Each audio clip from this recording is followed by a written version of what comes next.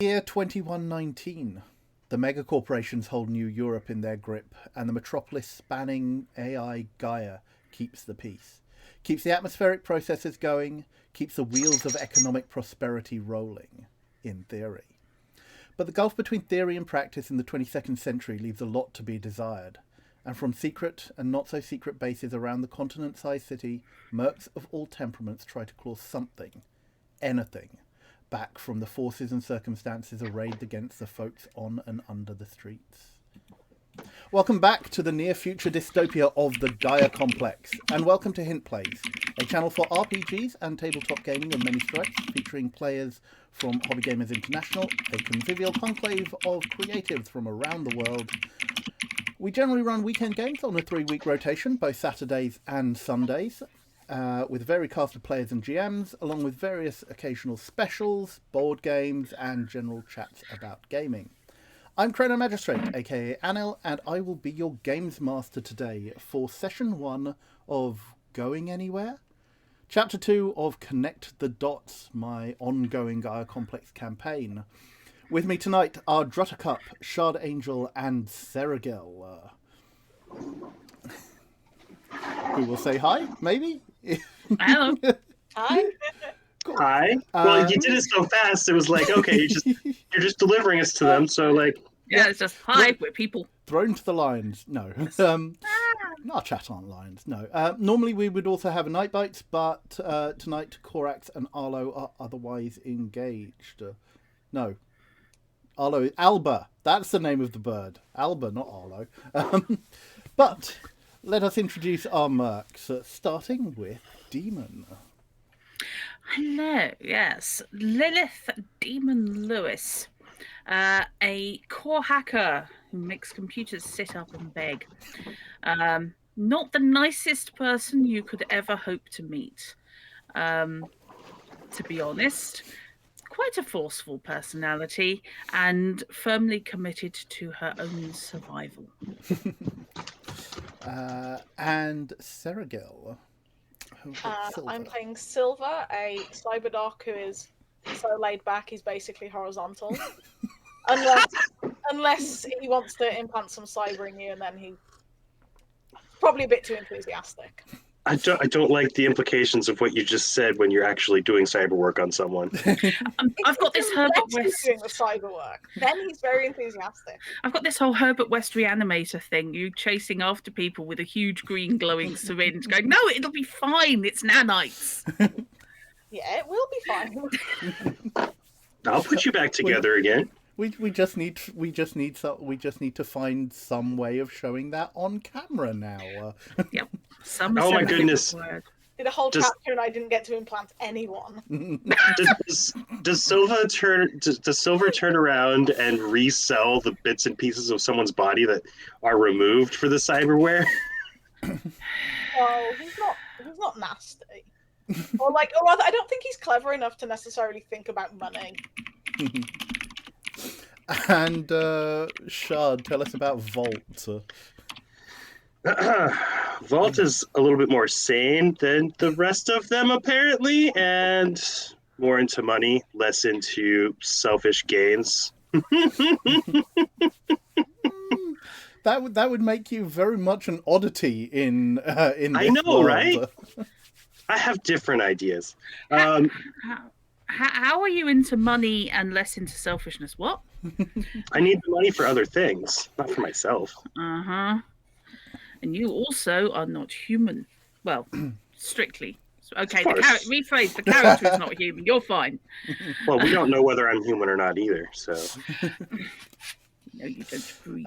Yes, because Vault is a feral, one of 2 new subspecies that cropped up in the last decade, or came out of the shadows in the last decade amidst the turmoil and chaos on the streets of New Europe.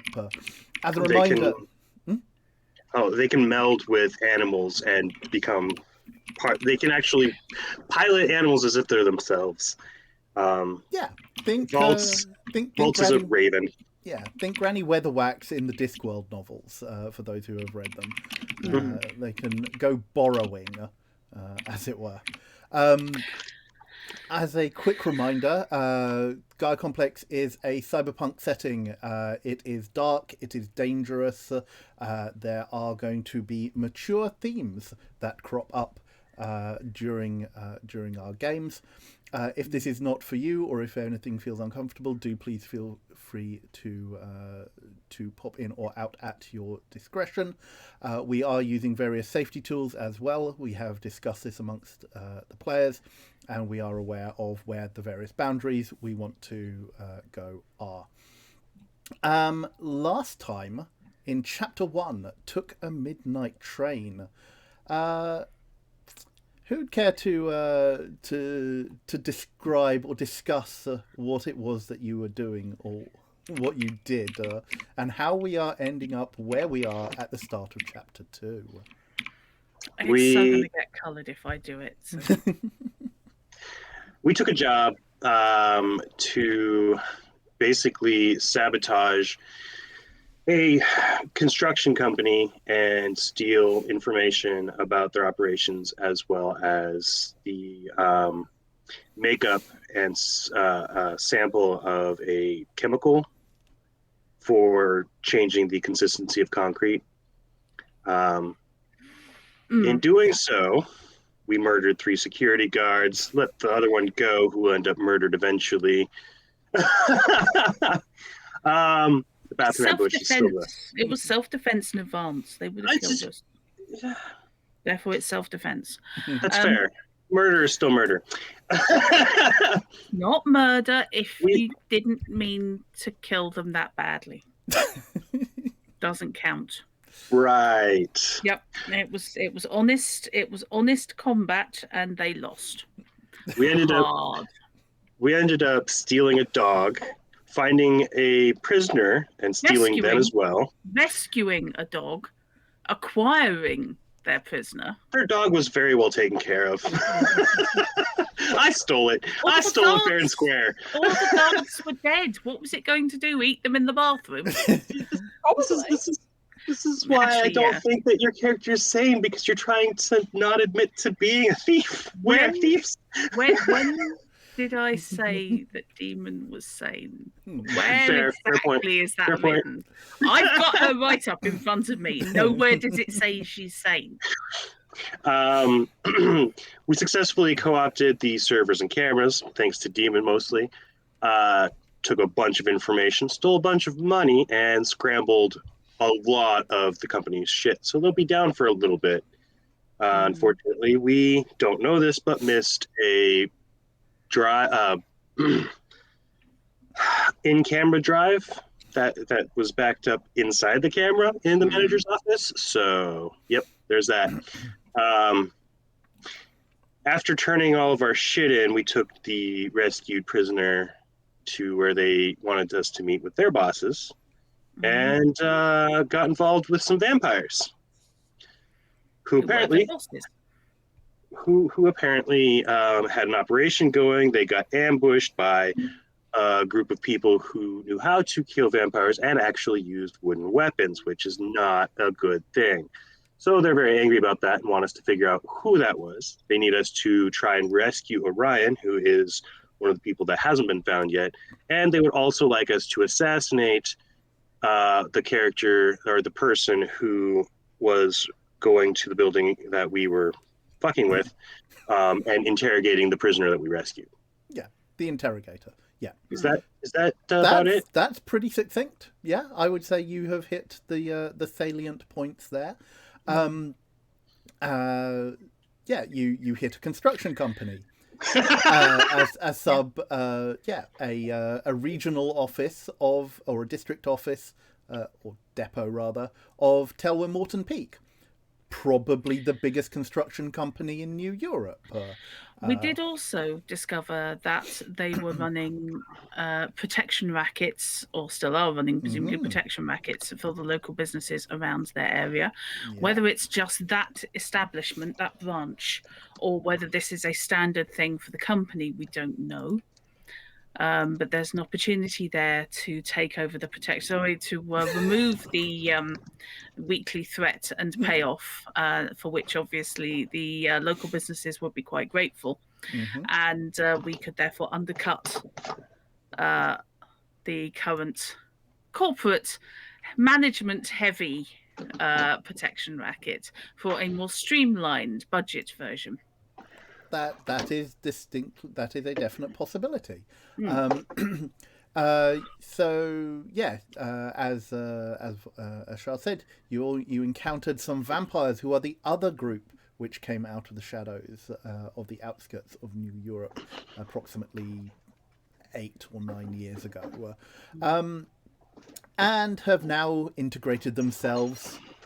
Well, some of them have integrated themselves with regular society and are running corporations and doing everything that fine, upstanding citizens should be doing.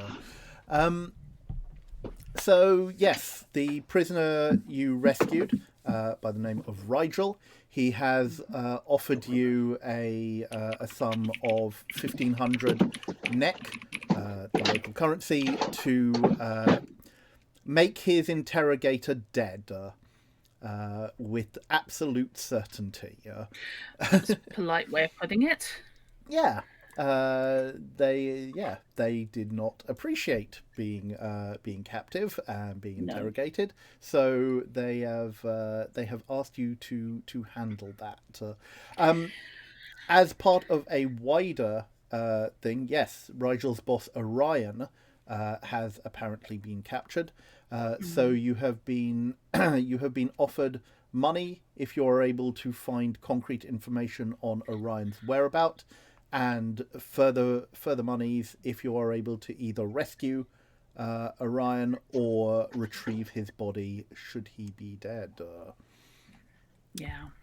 And what's a bit weird is that they are both British, or certainly Rigel is British.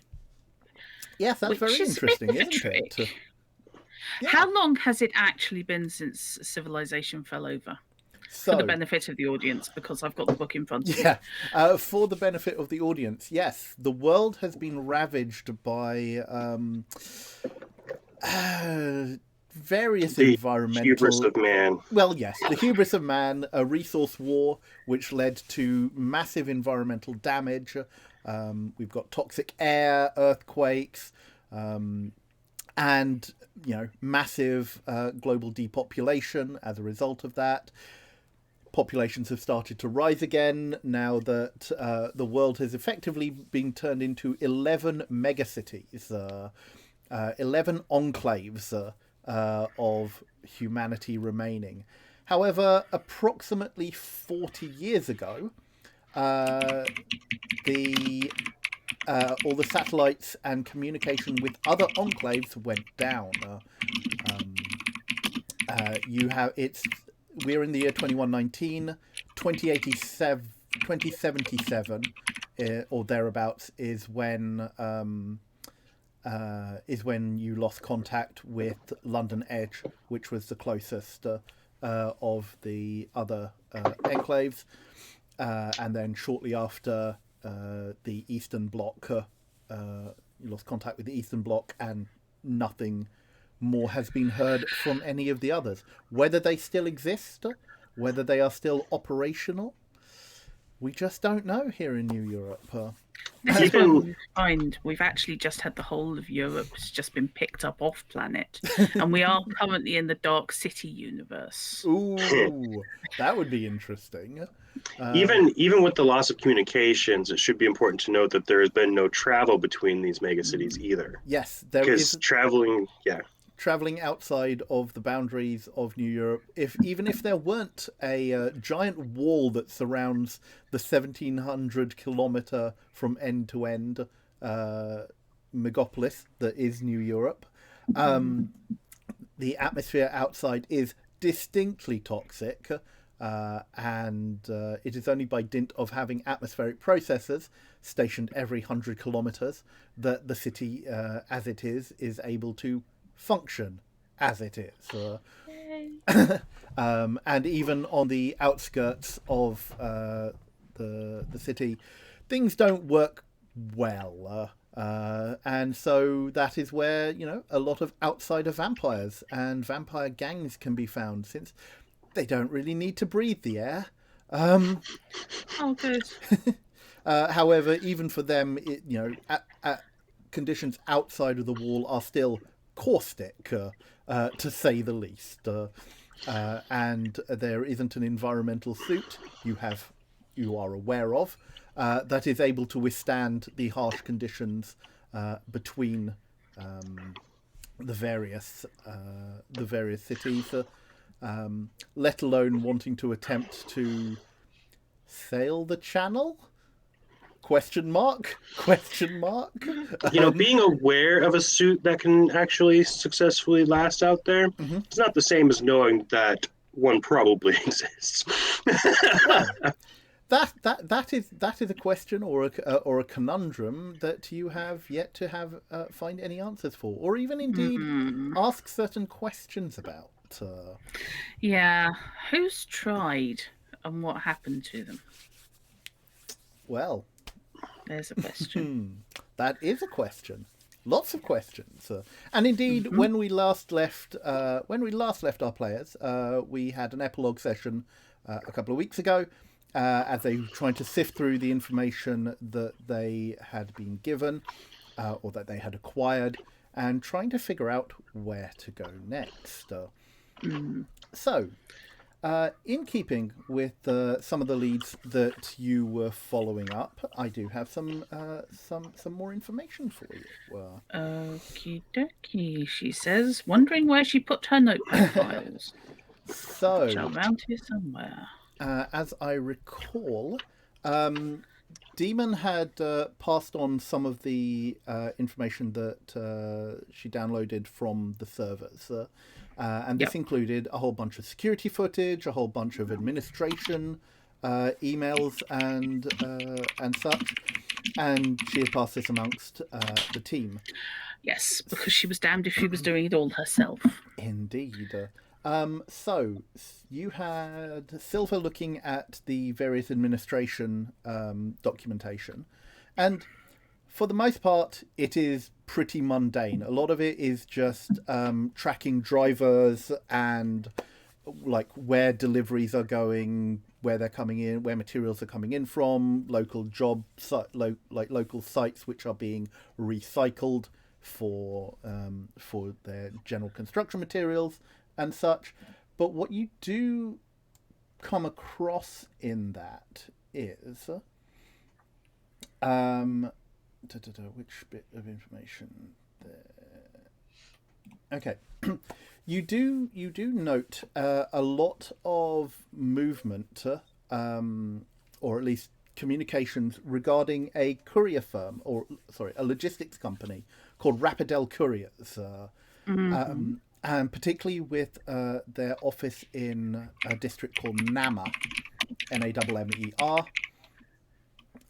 And you recognise that the chemicals that had been stored in the basement were due to be handed off to a courier from Nammer, from Rapidel, to be taken to their office in Nammer. Where does Mamma line up to in the current world? Nammer, Nammer. Sorry. So in the real world, this would be Namur. So this is slightly east of Charleroi, or Charlet, as it is in this. Kind of like lying between Charleroi and Liège and southeast. Kind of like maybe about halfway between Brussels and Luxembourg. Okay, off to Google a map of France. Yes. One of the things I do want to do, as I was telling Charlotte earlier, is print out a map of Europe and overlay New Europe's boundaries on it, so that I can know, at least in my head, where everything is, because I am renaming things as I go along.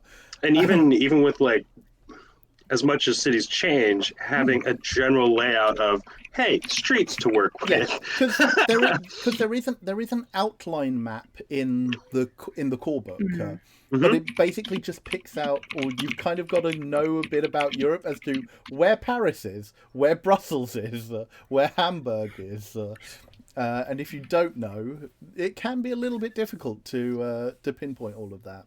So yeah, that's something I will be working on for the future. So yes, So there's a bunch of communication with this courier with this logistics company, and yeah, you're able to find out like details of transits that go back and forth between them.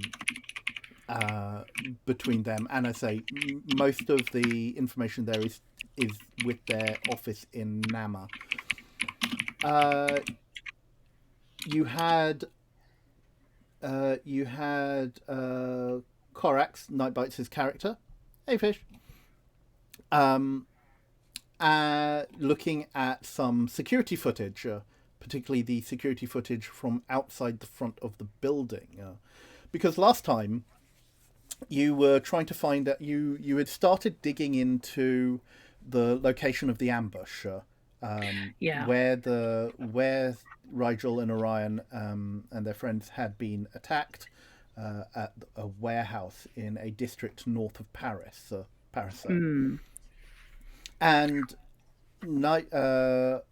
Korax had done some searching on social media, the surface level of the core, as it were, to try and find out anything that maybe happened in that area, if there was any witnesses or such from the thing, and did come across a photo taken and posted on the social media site. What did I call it?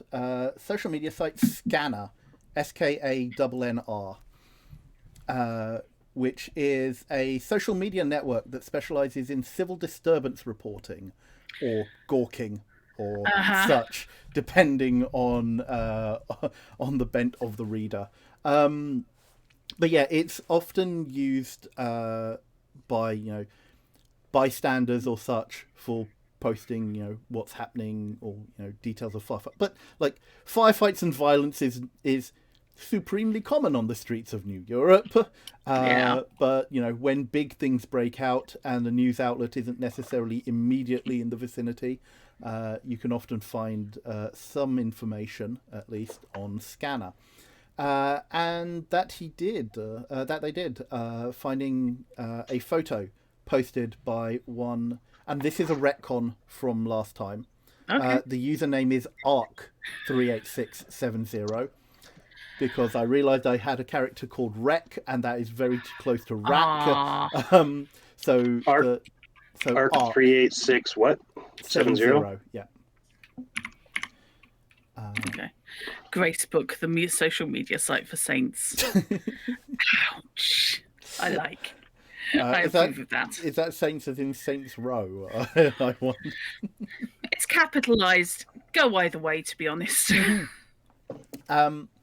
So, and what ARC the 38670 had posted was a kind of grainy photo of vehicle and activity, and you could see some like smoke and fire light in the background. But what it did give you was the plates of a van, or a large van that was in the vicinity. And the plates on that van also show up in footage from outside the TMP office in Charlotte. And now, if I recall correctly, I also fed a virus into a worm into. Well, we had to have a Python reference into the camera footage to try and be able to compile tracking something between the various different camera sources. You said you were thinking about that. You hadn't actually. I couldn't remember if I'd actually done it. No, you didn't, because that would be delving into the core. Right. That is information that you would need to basically hack through the core with, and you would need. You reckon you would need to be at a different. You would reckon you would need to at least be in a different location, in case NVI were to find out or to trace and track it back. Yeah, getting closer to the actual And site of that would the also be assault. helpful. I'm going to give you the information from what Corax found during their search of the footage, and timing wise, the van arrived in the middle of the night 3 days ago. X number of days ago, but effectively 3 days before you hit the office. And it was bearing the same plates as the one from the Charlet office, although the exterior of the van looked different. Was it orange? I want to say. No, it was a unmarked black van that was in the photo. Right. The van that's in the footage is a blue, is a kind of light blue and white, bearing the logo of Rapidel Couriers.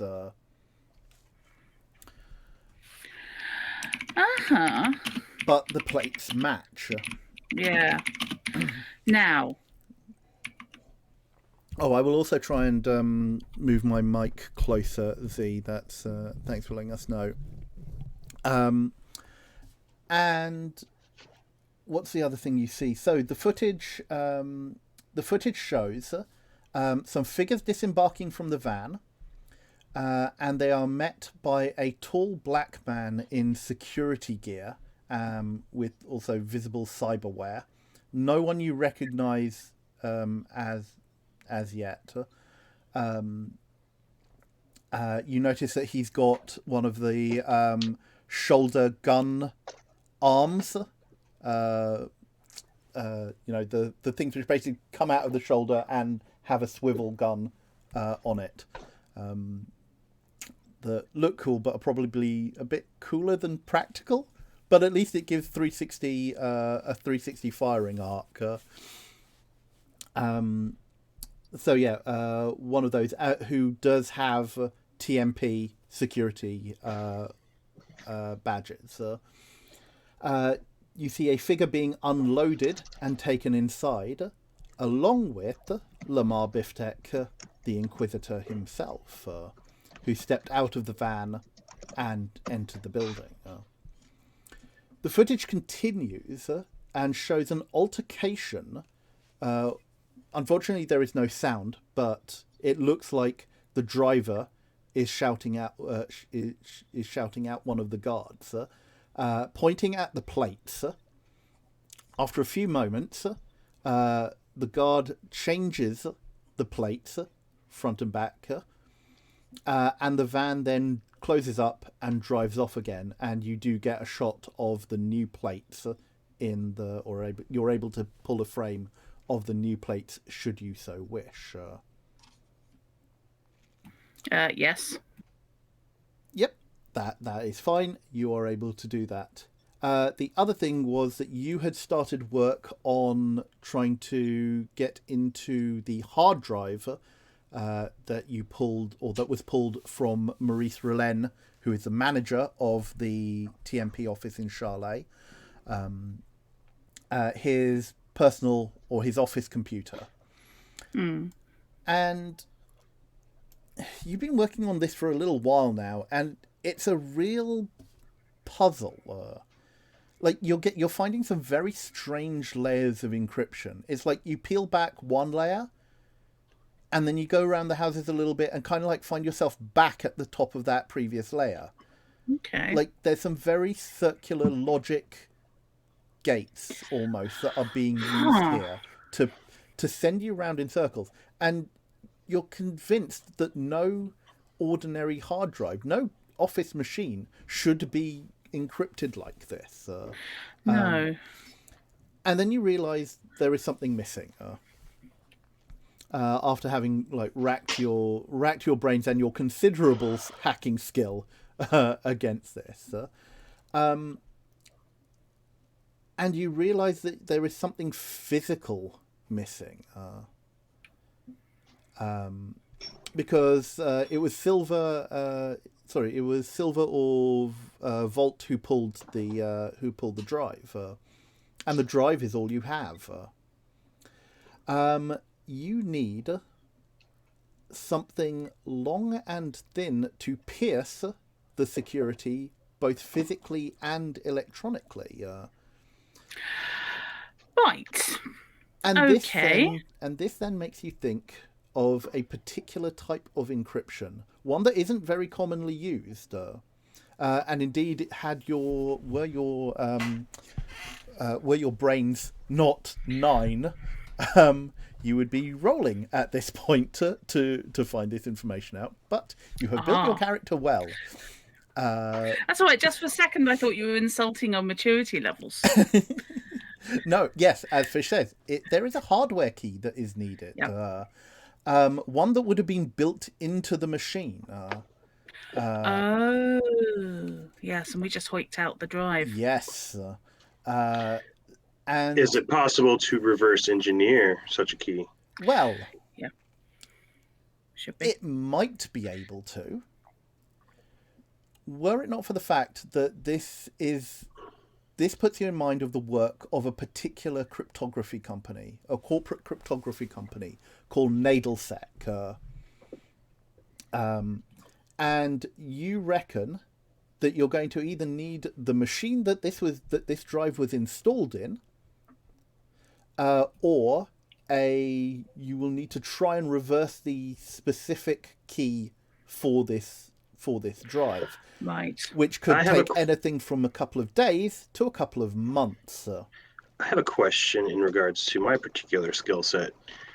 Would it be possible? Can I ask you to wait one moment, because there is one other piece of information here that might be relevant or pertinent to that. Okay. The other way that you could do this, or do it quicker, is with a piece of tech from Nadelsec called an Enigma key. However, these, in your line of work, are extremely difficult to come by and would need hunting down the location of one. Nadelsec are an extremely well-connected and well-protected small corporation, but they are often relied upon by the bigger corporations for top-end security. What one of those was doing in a district office like this, you find very intriguing. So, finding the location of one of these keys, or finding someone who has information / schematics of the system purchased that this hardware came from, would be a thing that's less the schematics of the machine. It's because these are individual, so you would need the machine itself. Right. If we have information on the actual build of this machine, we could try and find someone that can find us information about that particular machine's build, correct? You would need a Nadelsec employee or ex-Nadelsec employee to potentially do that, because the builds, as Demon will tell you, because this is very top-end security, or hacktivist like info. These builds are both proprietary and unique for the keys. So because it's designed without the machine, the drive or any other data device tied to it is useless.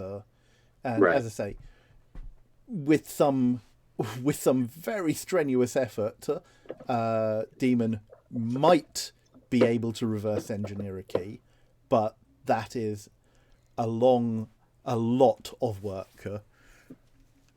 Okay, I have a question. Yes. Is it purely a physical piece of solid something that acts as a key, or is it also likely to be chipped? It is both physical and electronic, Excellent. Okay, fine. which is why it's very difficult to replicate. Which is why it's very Yeah. difficult to do much without. Yeah. But it's also why it's very expensive, and why it tends to only be used by top level execs. Yeah. Yeah. Okay, so either somebody inherited a really, really good computer, or we were way out of our depth and got very lucky not getting turned into chutney. In regards to this particular information in the server, I would like to go and try to locate someone who might have information leading to the potential whereabouts of an Enigma key.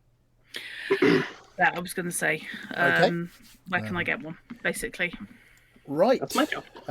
Yeah, you will need to try and find someone who has or is selling one. So, Vault is going to look for key. Okay. We'll do that in a moment.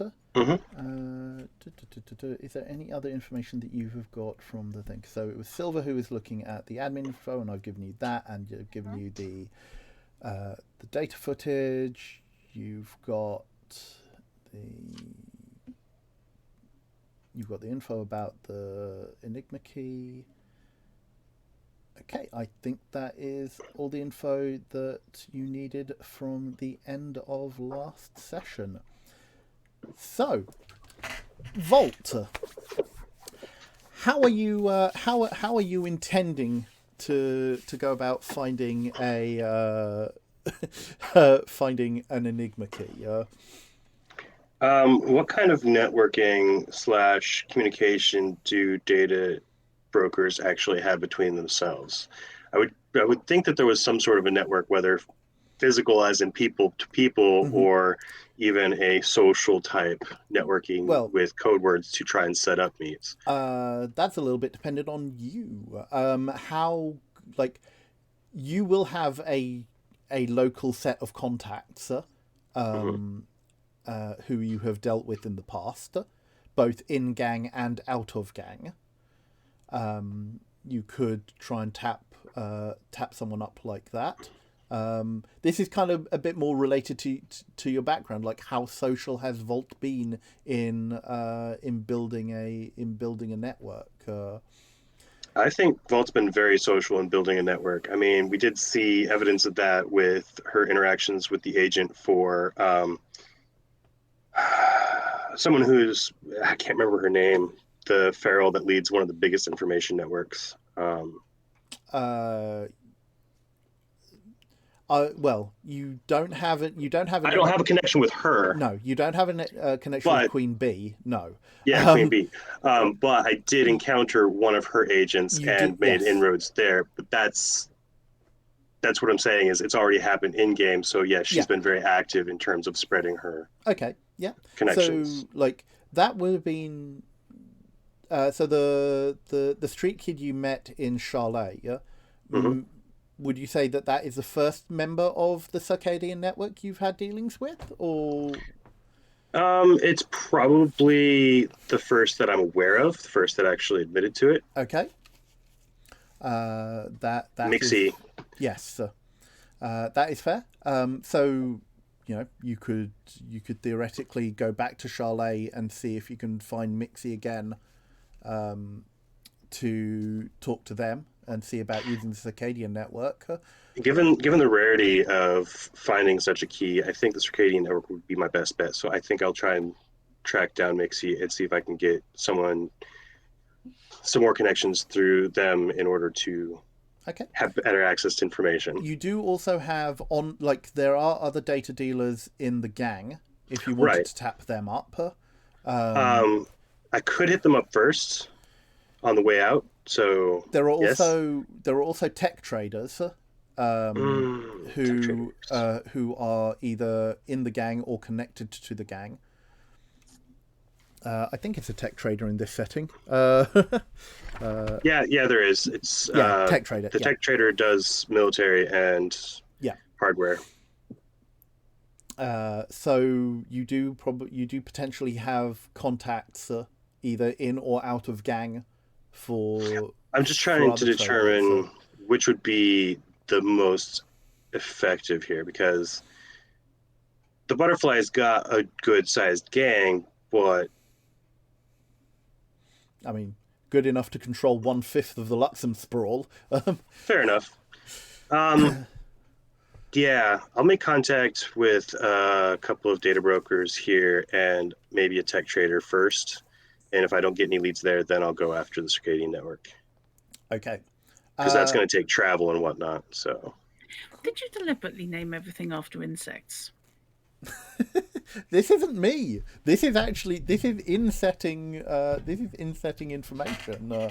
The circadian network is the ferals.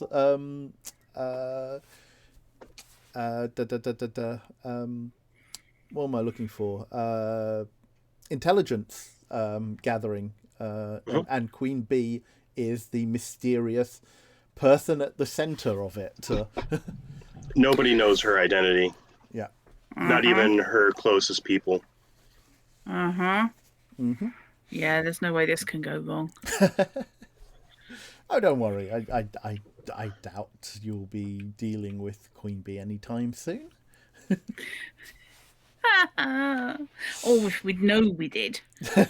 There's kind of third bartender from the left in the second place you go into. It turns out to run the entire gig. Yeah, exactly. Not that I've done that. Oops. So, who do you want to hit up first? A fellow data broker, probably hanging out in. I don't know. I'm sure we got a canteen in here. Mm-hmm. Yeah, there are. So this is names, Chrono. Yep. Names.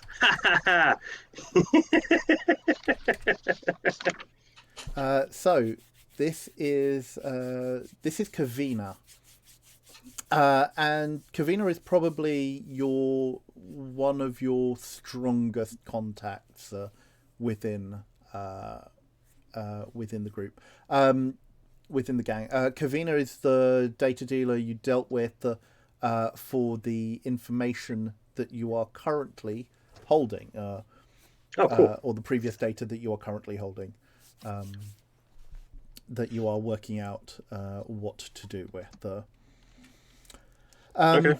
And yeah, you find her. You find her in the canteen, enjoying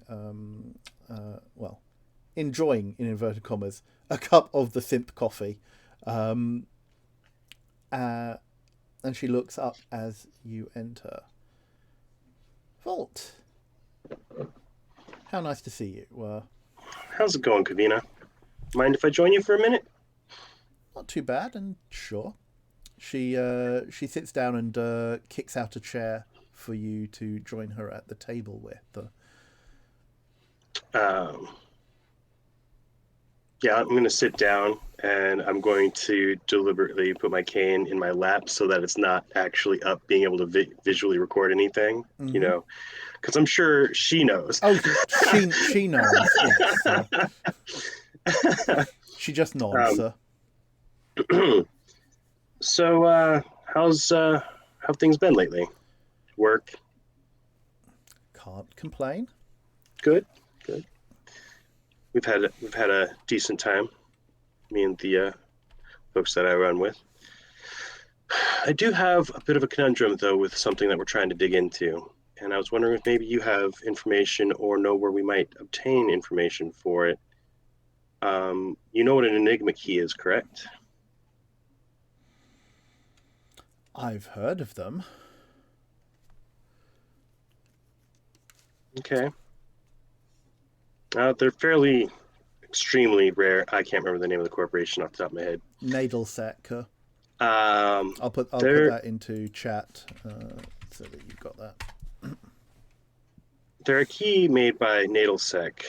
to basically unlock physical hard drives that require a physical and digital lock, basically one piece. Sounds like you found yourself something very juicy then. I think so, yeah. But we can't get at the information unless we have the specific key that was built with the hard drive or one of these Enigma keys. Sergil Ladlesec is awesome because now I'm thinking, it's a soup company. I was a little bit confused, but I was just like, yeah, soup punk, whatever. The names are always weird. Well, see, I was thinking natal sec, like babies. Okay. The joys of having a lisp and coming across a microphone. Oh, it's not even just that; it's the word itself. Homonyms are terrible.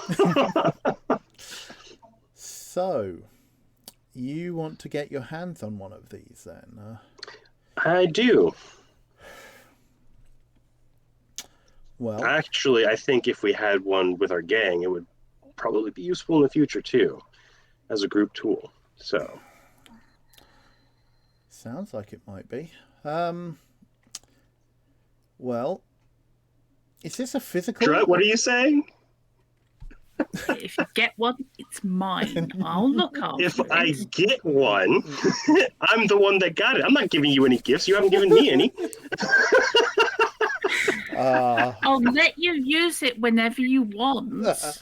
Just stays in my pencil case. That's if you acquire it, sure.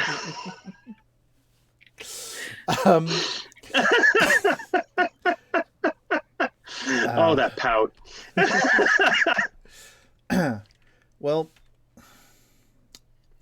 not my area of expertise. Do you know if this is physical or digital? It's both. So it's a physical device with a digital fingerprint, footprint, something like that. I think fingerprint's a better word for it.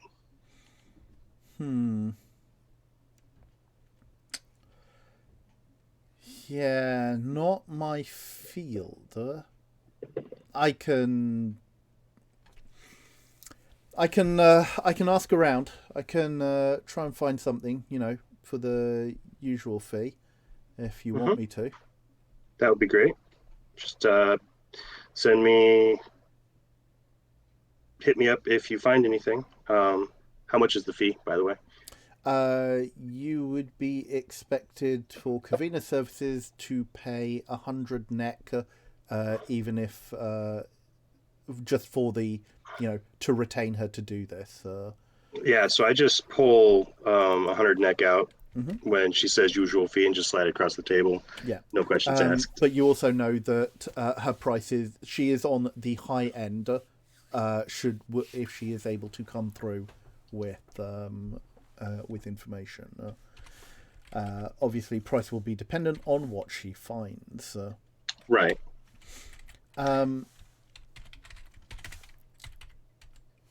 She takes the bill and slips it into her pocket. Sure, I'll get to work on that. Is there any kind of time limit on this? Sooner would be better, but I'm gonna run my own angles too. So if you find the information, sooner would be better, but I don't have a particular time limit yet. We're still laying down plans for our next job, so. Understood.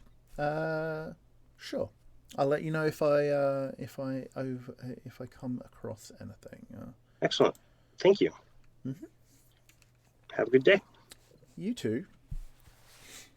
And she just leans back and sips on her cup. All right.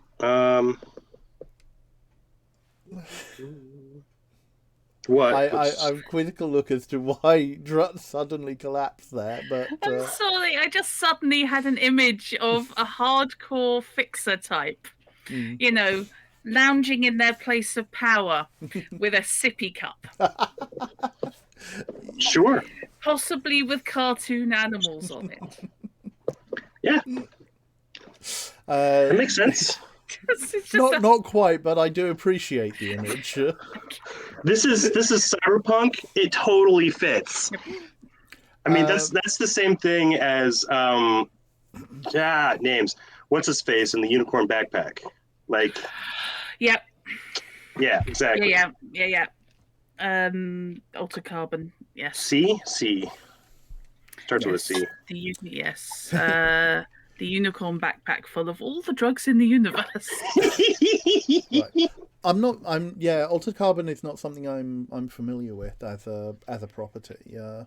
It's an excellent cyberpunk slash future It's dystopian. a very good book series, and it's a decent TV series. The first season was pretty good. It didn't go all the way with the books, but it was well done for what it was. Yeah, I think that's the thing. Yes, it wandered away from the books, but for the most part, apart from one episode where I was sat there going, "Could we spin on, please?" Yeah. But yes, that was actually pretty good. Okay. Immortality via technology. Okay, right. Everyone has a stack. Eclipse phase. It is very Eclipse phase, actually. Yes. It was one of the inspirations for Eclipse phase. Yeah, I remember reading that.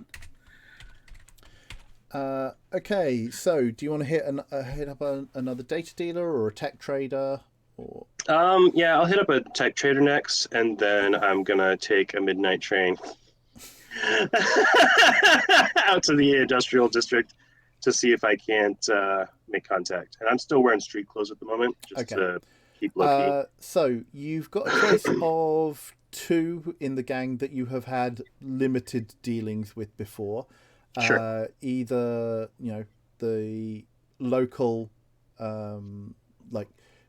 it depends. Like, do you want low level or high level?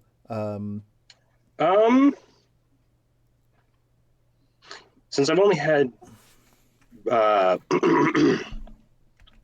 some dealings with these two, the high level is still going to be way more expensive than, say, dealing with Kavina at base value, because I have more of a relationship with Kavina, correct? True. Yeah. So, like, if it's, hey, can you go look something up for me? And the initial cost would be more like $200, $300 neck, and then the cost of the information afterwards would be more. I'm going to go with low. Okay. Here, because I've already got Kavina on it. Okay. But since it is a solid piece of tech, maybe this is more of a sure, why not? I'll put a feeler out this direction. Sure. Okay. You go and see Lotus. He is a young man of passing acquaintance, but his reputation is good, particularly for local, for the local area. Like there is very little that he doesn't know, or someone that he isn't able to get hold of if it's in the Luxem sprawl. Right. If it's available, he can get it. Basically, definitely if it's available in the Luxem sprawl or the immediate area, right. He is likely to know. Further afield, his feelers get a little bit more sketchy. But he is, as with most of the gang members, he is a solid person. He is. He has a small office near within the base, and he. Does it have like inventory on the walls? No, it doesn't. He. Okay, so he's not gauche about it. No, Good. No. There are a few boxes. And such, but it's not like he is not like he is sitting behind a giant mahogany desk, or faux mahogany desk with rings on and various expensive looking things in cubbies behind him.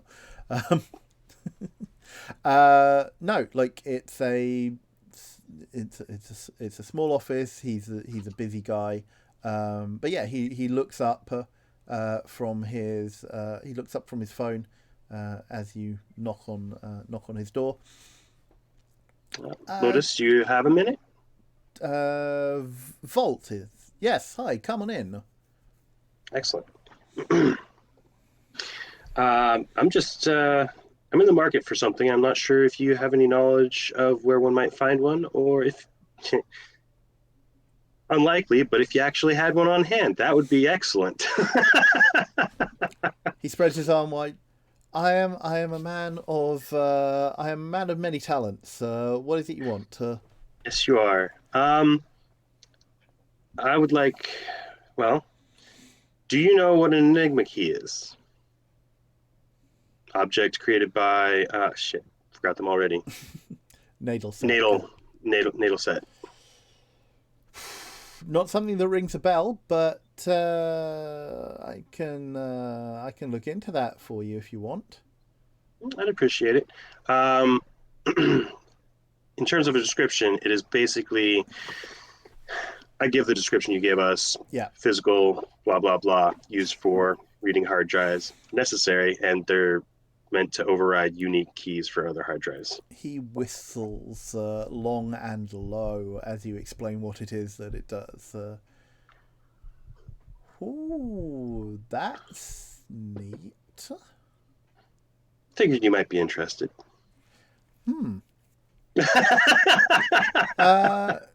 You have definitely piqued my interest.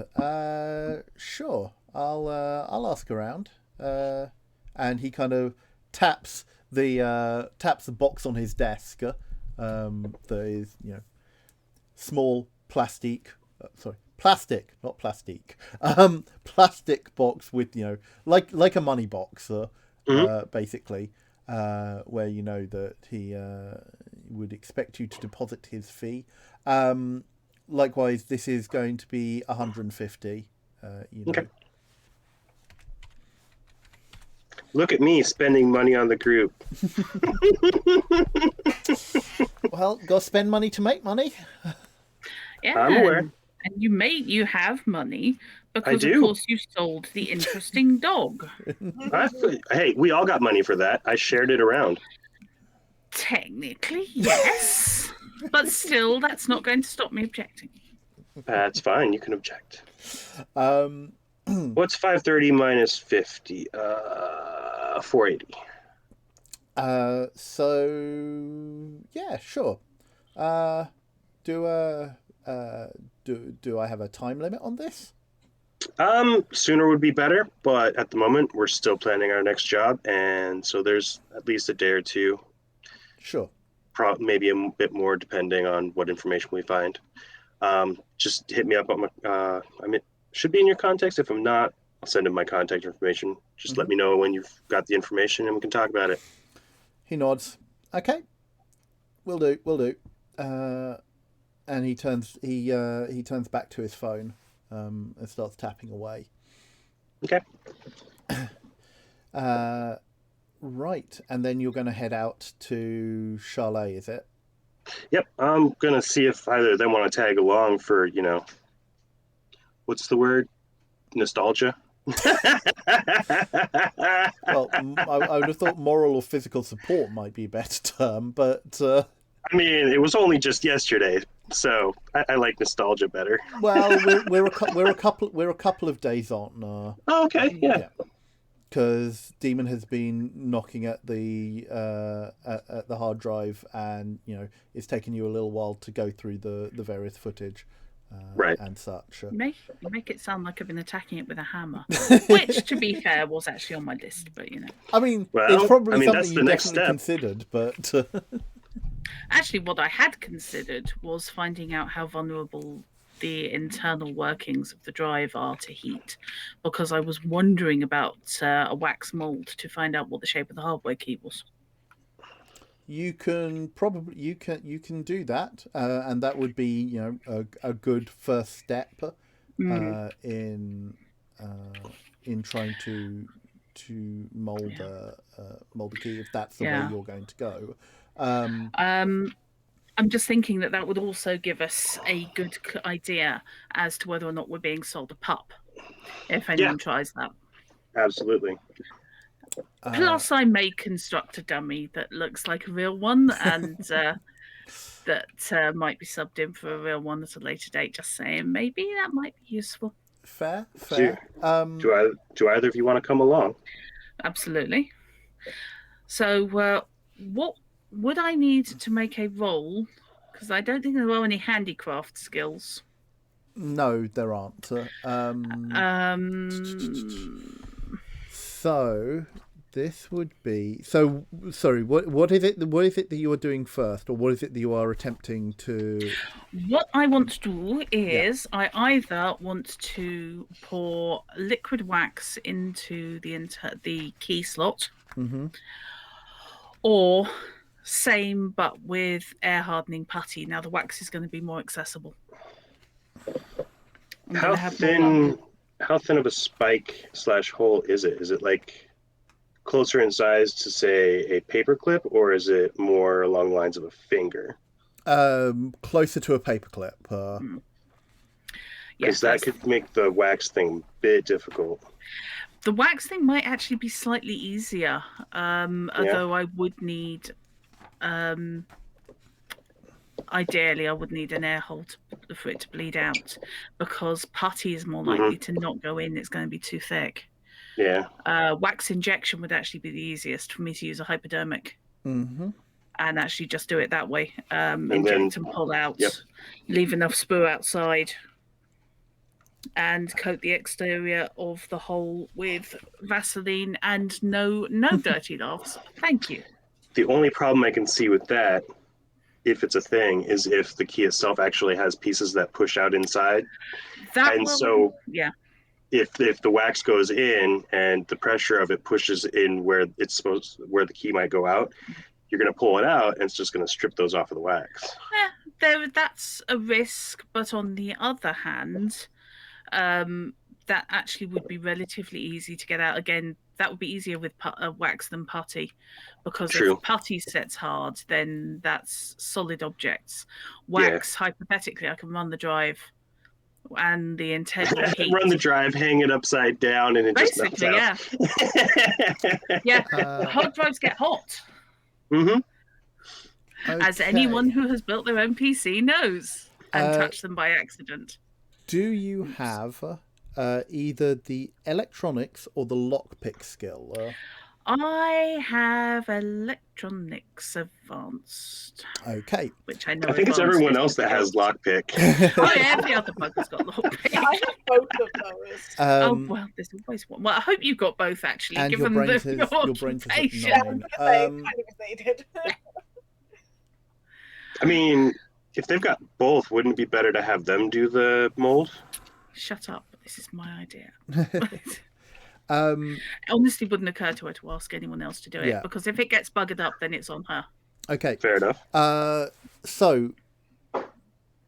But there will need one of your needles. Yeah, this is electronics. Yes. However, you know that the temperature sensitivity of these drives is within a narrow range. Like there is operating temperature, and not a lot more than operating temperature. Yeah. Hot wax, fortunately, wax has such a low melting point. Yeah. You reckon, so having explained that you are intending to do it by syringe, and that, you reckon that you could get at least a model of the key shaft, and a potential idea of what's inside, with that, if you do very careful injection. Yeah. However, rather than brains, what's your reflexes? My reflexes are 7. Your reflex is 7. Okay. Therefore, I am going to ask you to do a roll, please, on reflexes. Yep. Okie dokie. But counting as if I have the skill.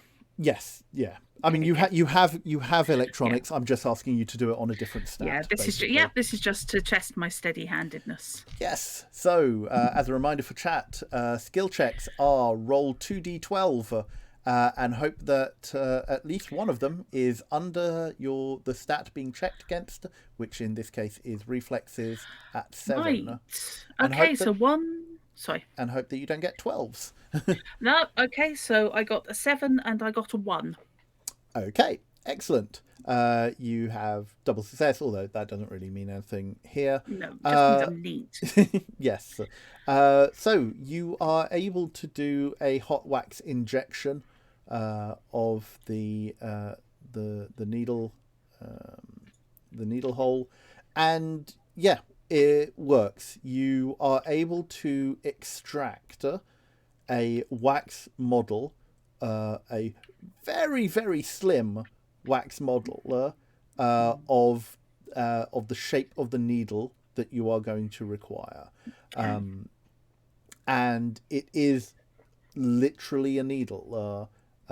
Like it starts, well, not wide, but it's, just slightly wider than a paperclip, and then narrows down to a point that is, half the size of the head of a paperclip.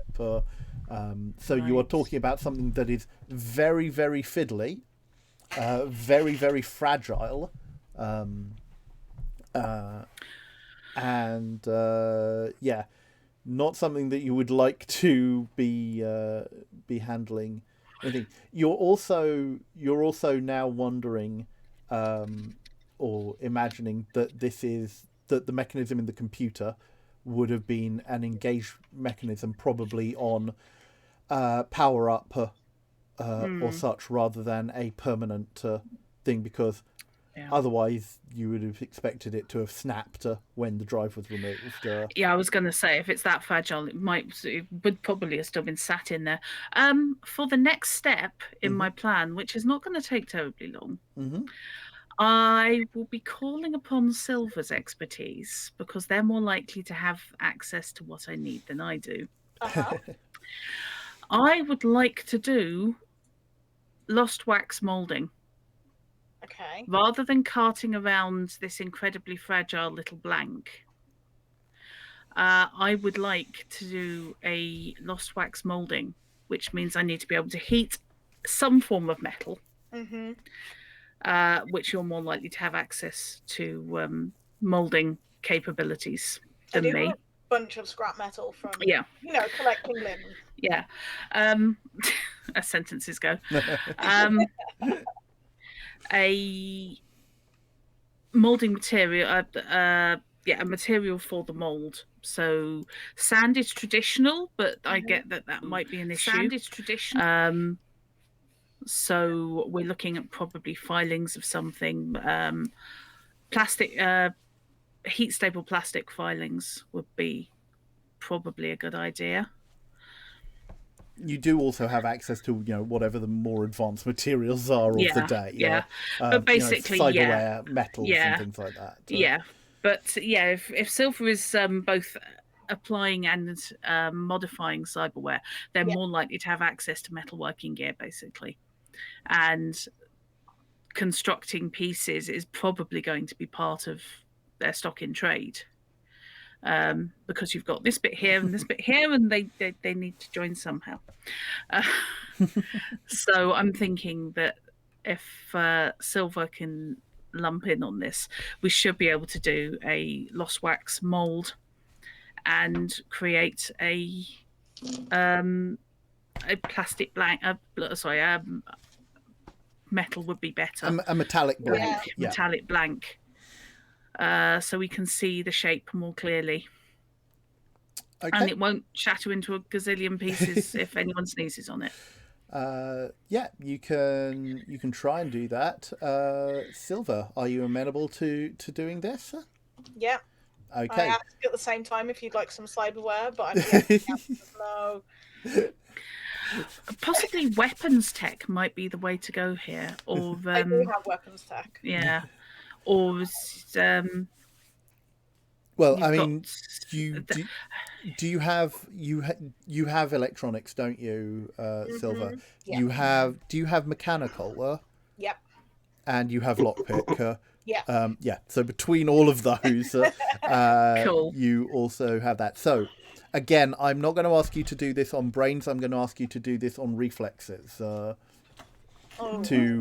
represent the dexterity and the manual precision that you need for this.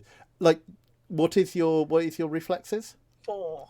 Okay, I will need you to roll. Mm-hmm. But don't forget that you have guts. I do. I can re-roll with. You have grit. Yeah. That's what I meant. You do have grit. You are also.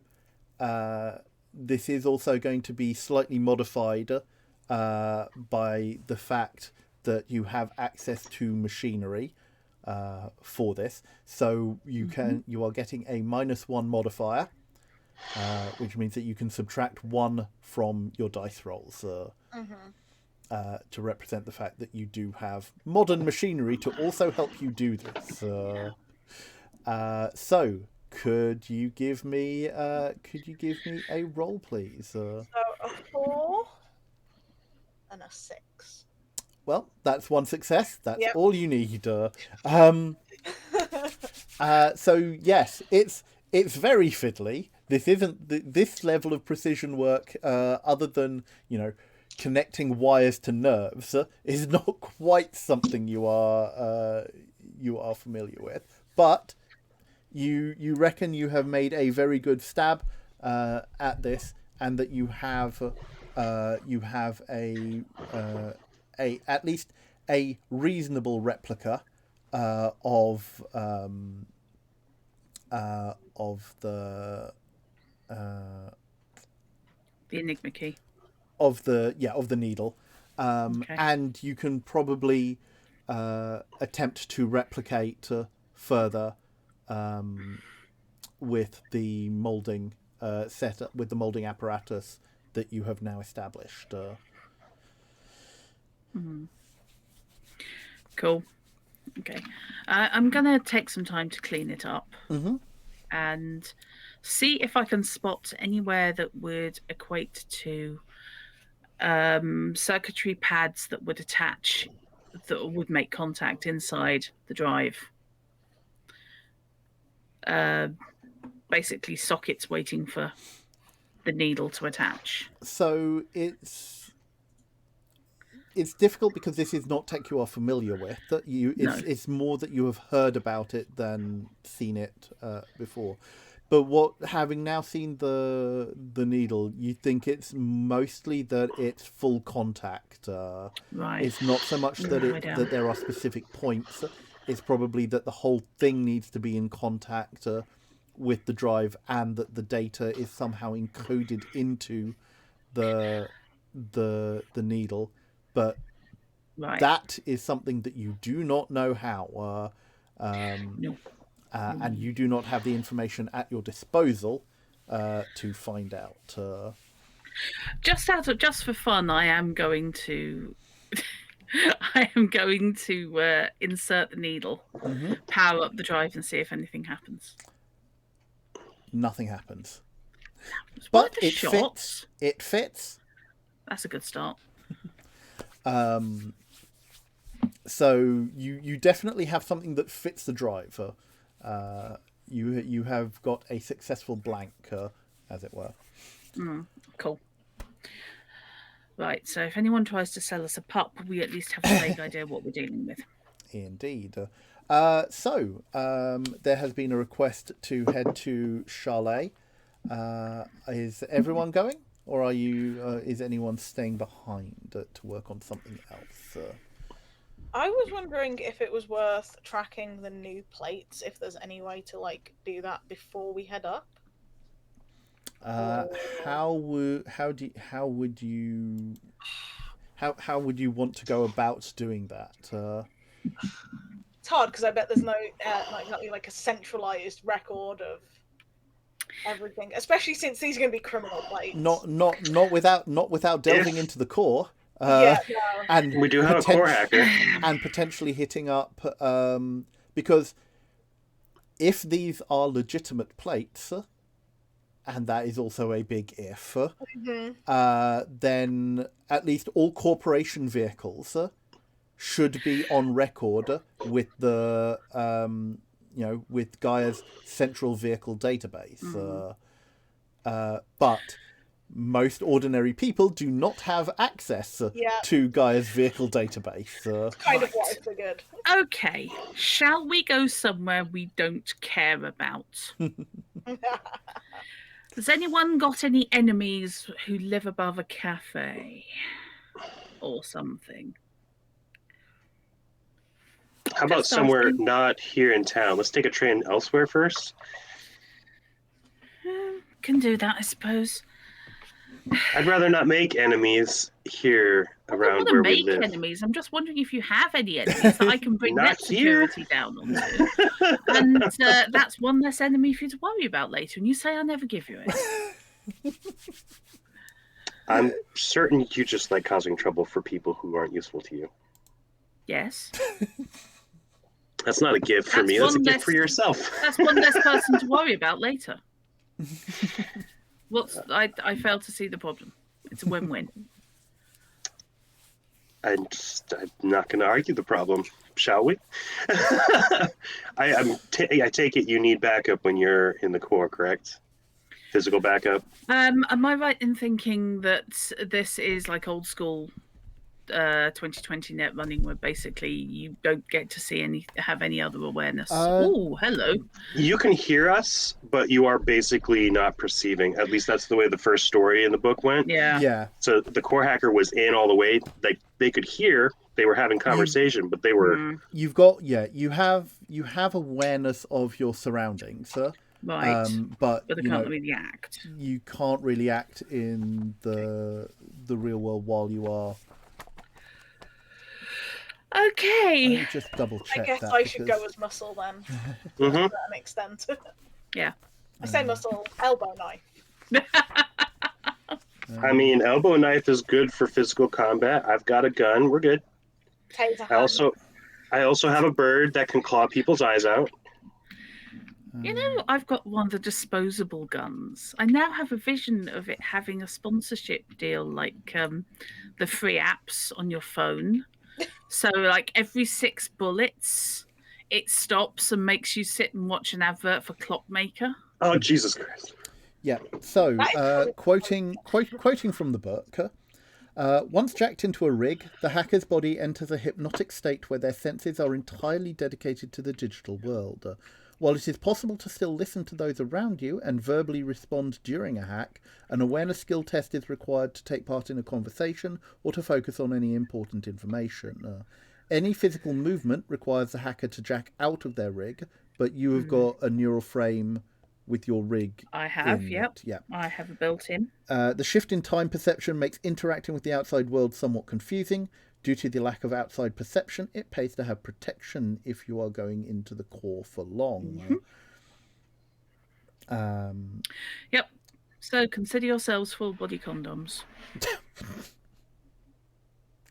Wow. Okay. That's a way to keep us around protecting you. Okay. Yeah. Can I ask? I'd rather have you and not need you than need you and not have you. Right. Okay. Can I ask that if we are going to do this, that we leave this to next session, so that I have time to reread the hacking rules. I'm not actually that nasty. I was going to say, would you like to do this at a later date? So, at least, in this respect, this is one where Gaia differs from CP Red, in that it is easier to do this sort of thing on the fly. I just would like a little bit more time to reread the rules and refamiliarize myself with them, because it's a lot more like just shuffling bits of a deck and throwing things at you to see what sticks, because it's a lot more fluid than it is in CP Red. Yeah, that's perfectly fair. But yeah, if we can do this at the start of next session, I would appreciate that, and then we can basically work that into the time frame of what we are doing. At this point, I am going to request a bio break because we've been going for an hour and a half, and I want to refresh my drink. So I would suggest folks watching, might be time to get up, stretch, grab yourself a drink, snack, take your meds if necessary. We are going to take a couple of minutes break and be back shortly. So if I can find the break screen, there we go. We'll see you all in a few minutes.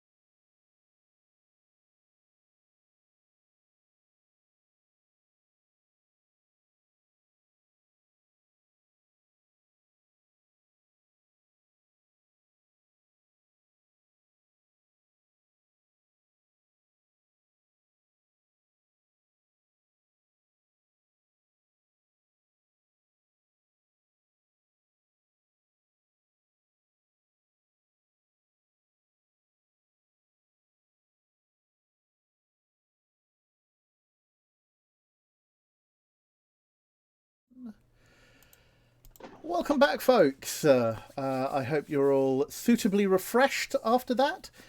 For anyone joining us now, we are in session 1 of chapter 2, Going Anywhere, of my Gaia Complex campaign, Connect the Dots. The team are working out how they can find more information about the missions that they have been assigned by their recent rescuee, one Rigel, who has given them the task of killing his Inquisitor and finding out where his missing friend is. So, when we left you before the break, you were intending to take a trip to the district of Charlet, I believe. Us having sidestepped a potential hack to find out more information for next time. So that Postponed. so that we can all be better informed on the hacking rules. Oh, believe me, hacking rules in cyberpunk games, and this is a standard thing, are always way more complicated than the rest of the game, and also quite often use a completely different set of mechanics and style. And that's every game I've bloody played with hackers in. We can't have it just be like the real world. I know, we're going to do something wacky. Yeah. It's and the very wackiness much varies. this is even more so than CP Red. The way that the digital world here is presented is a lot more like Reboot than than others. Yeah, this is kind of halfway between CP Red and Shadowrun for effectively a dungeon bashing whilst inside the core. Indeed. But Reboot is actually damn close.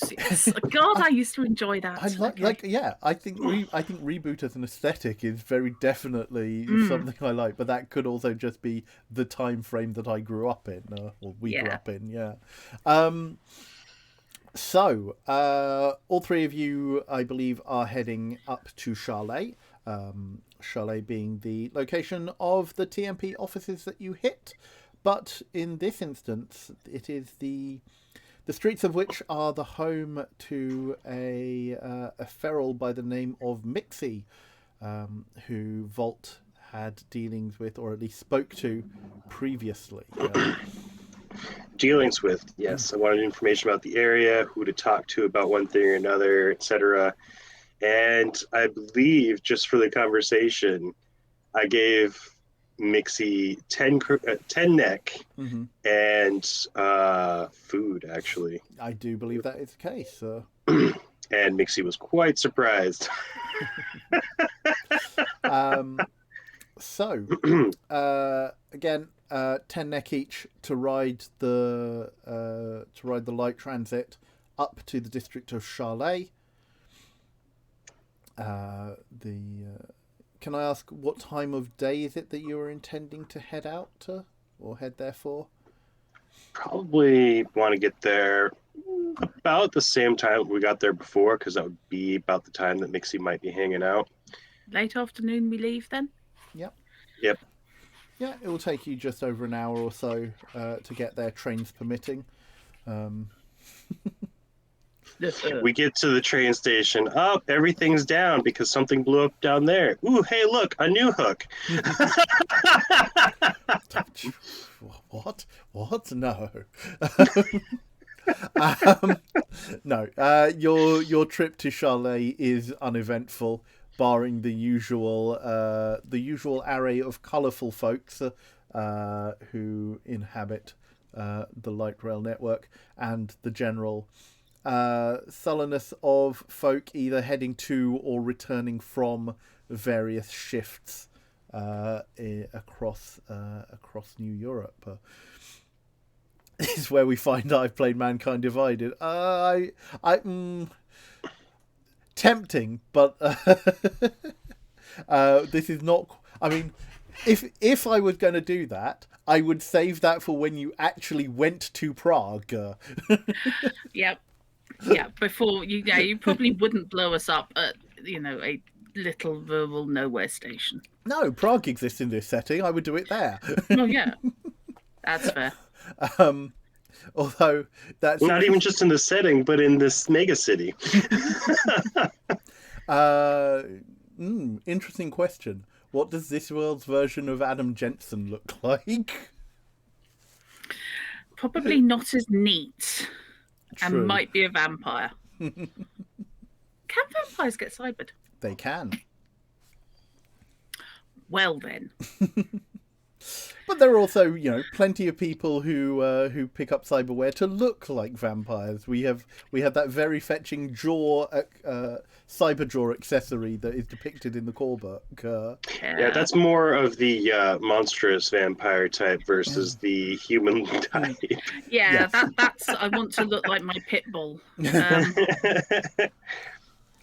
I still want to do that to a bear. As I was saying to Shard earlier, I was having a read through, as a complete aside, I was having a read through some of the data seeds from Hardware 2119 in the back of the book, and one of them does relate to that bear that you see in the animal section. I love that bear. He's That probably bear's my awesome. favourite piece of artwork. Yeah, it's brilliant. It really is It very, very really good is. indeed. Anywho, that is getting off the point from this adventure, or at least this adventure for now. We will see what the players want to do. This is their You world. get on the after all. train and you all see that one of the cars only has a particular creature on it. Do you go and investigate? Fuck no, we get to the next train. You make it to Chalet. This is your pretty typical industrial district, the sort that takes up much of the expanse between here and Brussels, also here and the Ham and Old Berlin and Neo Munich. Like, you're very much in urban, in light to heavy industry sectors. Although, with the way that New Europe has developed, people living on top of factories, etc., is not uncommon. No simple zoning in this world. So you disembark at Chalet, and the usual styles of humanity and such can be found here. You can see gangs of youths and such moving about in much the same way as you did previously. The sound of gunfire is ever present in the background. It's more of a background beat than anything disruptive. Yeah, there is a firefight going on somewhere. Although whether that is due to the kicking out at the local pub or something more sinister, you probably don't hazard to find out. Excuse me, sir, but this is a quiet car. Very, very quiet.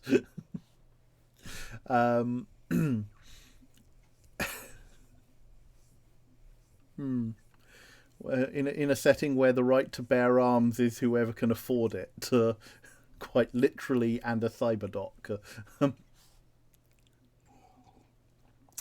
Anyway, yes, you disembark in this district. And where do you want to go? What do you want to do? I'm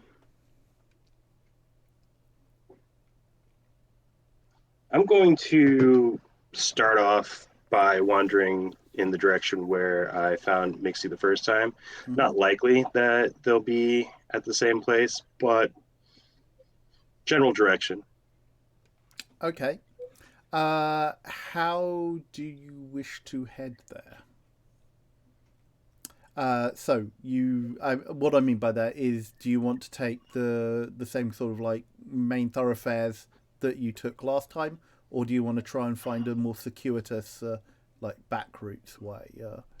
I think probably a circuitous back way, simply because we were just here a few days ago. Okay.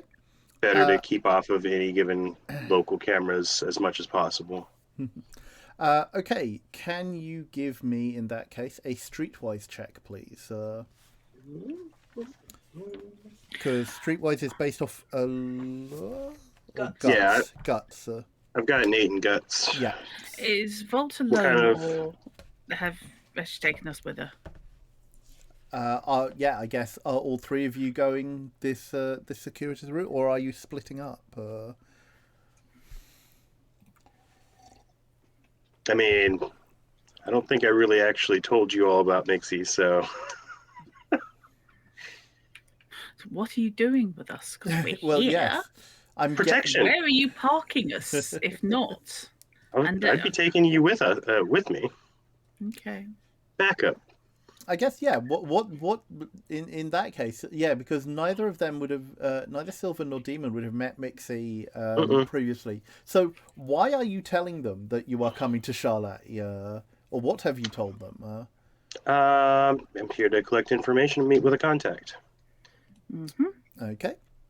They can hang with me while I go and find them, or they can go and look for various information. Maybe even go to the scene of the crime and see what kind of a asp's nest it looks like. Are you giving us a $5 and sending us off to the movies? Go and watch a pic. Go to the pictures. Yeah.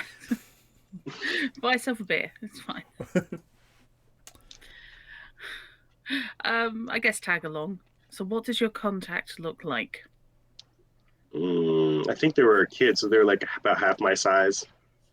Oh, it's a child. Right. Mm-hmm. Yeah, I hear that you start to like retract the knife back in the elbow, you know, like I don't Yeah, quite like think this you is- didn't, Oh.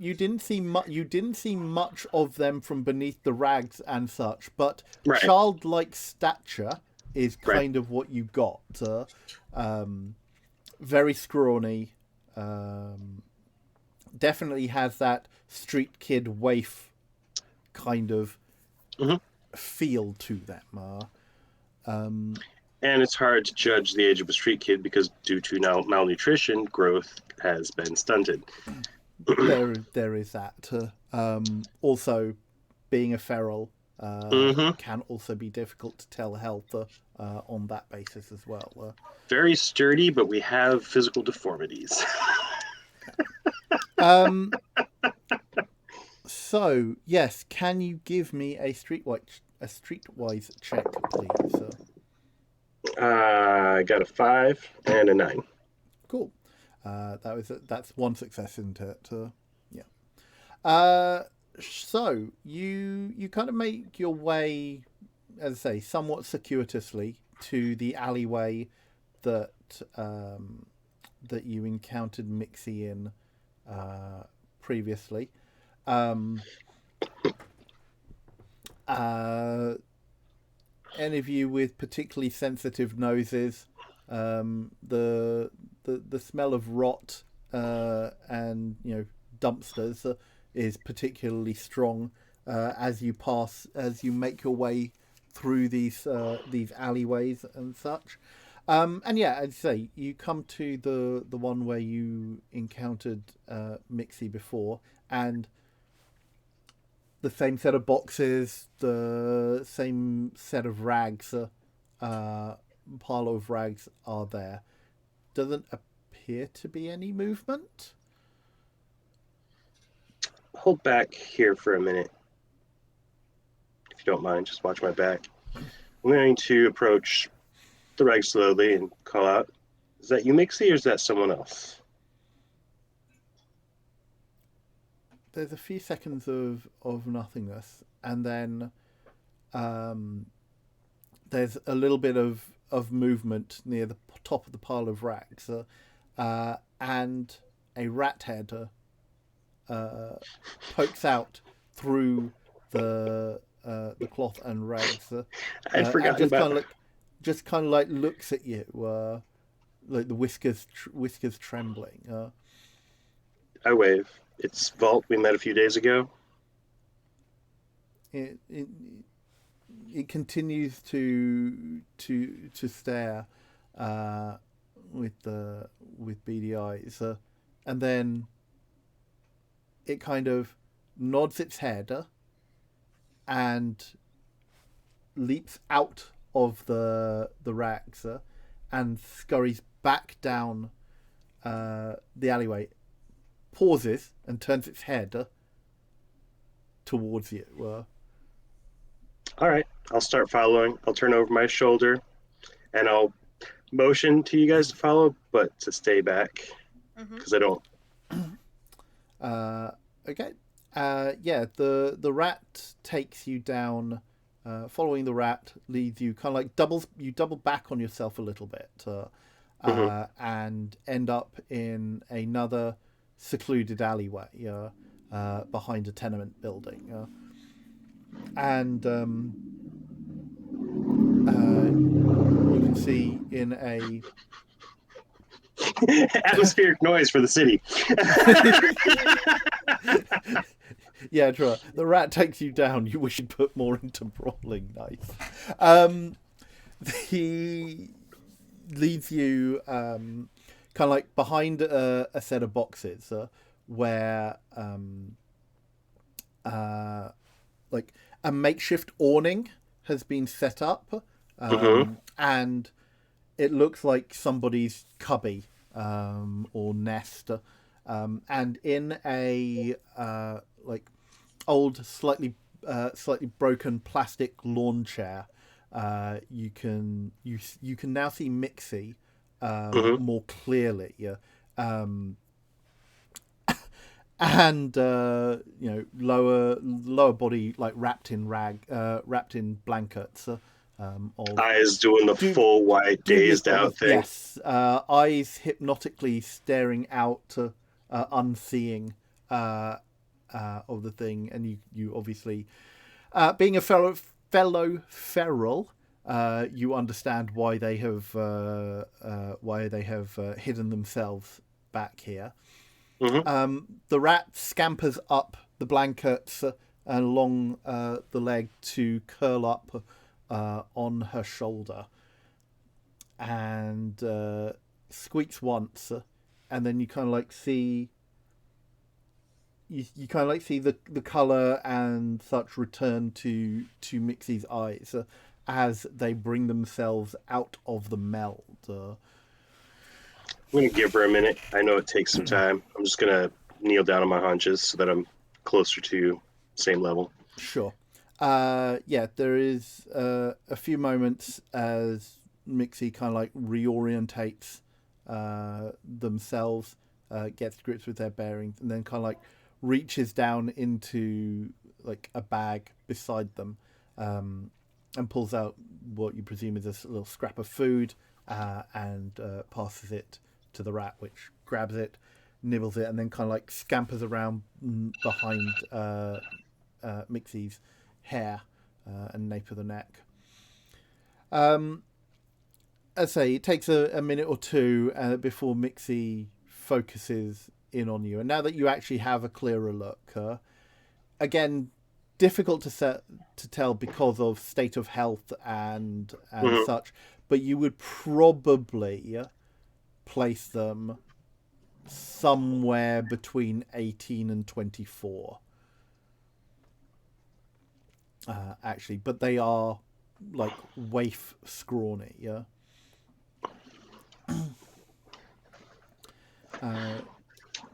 She looks up at you. Volt. Glad you remember me. I always remember those who are generous. How can I help? Or sorry. How can we help? Well, if you've got the time, I'd like to see if you know anything or could look into something for us. We need information probably outside of this sector, but you are connected with some people that I don't have a connection other than through you two. And I know that given the expansiveness of the network, there might be someone that can help us out. So you need info.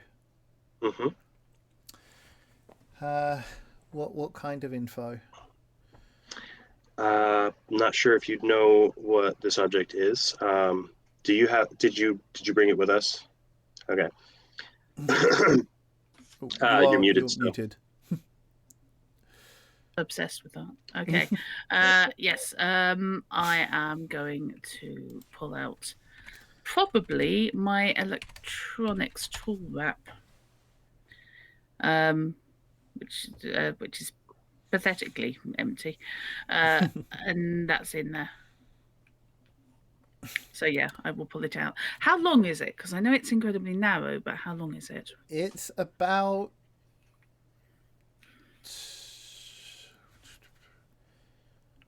estimation is definitely not my strong point. It's about 2.5 Length inches. of my hand. It's about two and a half. It's about 2.5 inches. Okay, right, fine. Probably, Length yeah. of your middle finger. Kind of like half the length of the drive itself. Gotcha. Yeah, okay, yeah, that will slip it. Oh yeah, that will sit in with my program chips then. Mm-hmm. So yeah, I will pull that out from there. So we're looking for a device that looks about like this or similar. We're trying to get into a hard drive made by a company that does individual machinery for security purposes, and it requires a physical digital key in order to have the hard drive accessible for the deeper information. It's called an Enigma key, and it's made by Nataltech, not Natalsec. Mm-hmm. Natalsec. Wow, that's a lot of complex words you're using there. So you need it to break into a piece of electronics. Yes. They are very rare and hard to locate, so I figured there would be someone in the network that might be able to, that might know or have access to where we could find some. Well, I don't know of anything in this district like that. I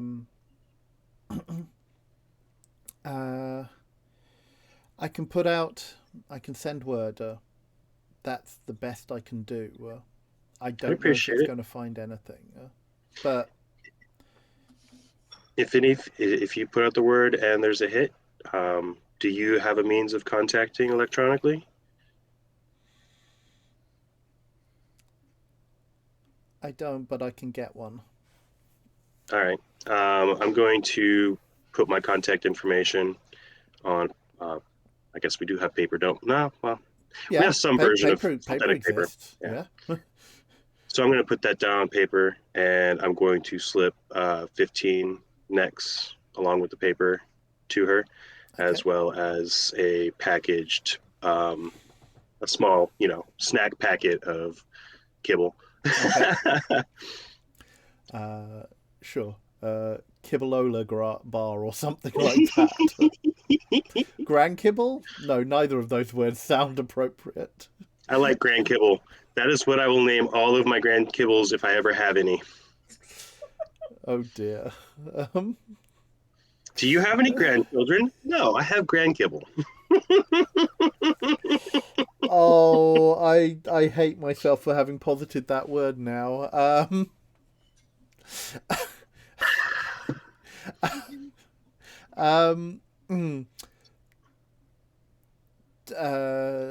She gratefully accepts.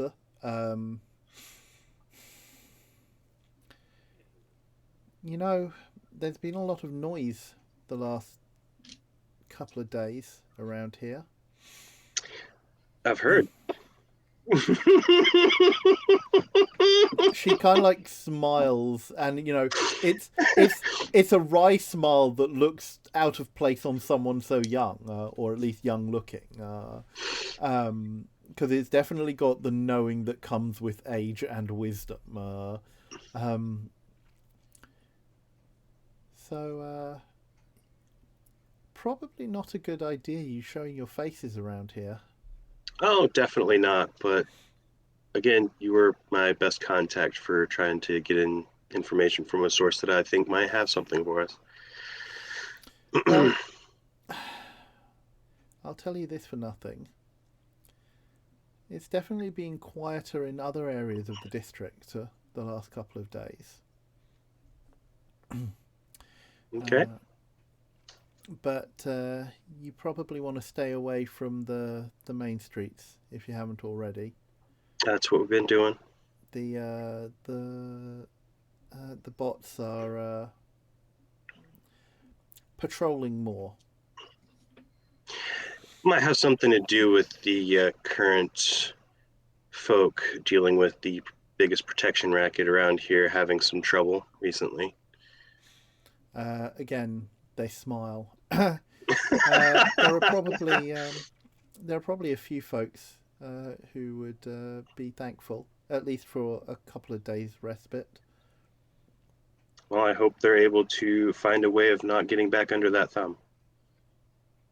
We'll have to see, won't we? Indeed.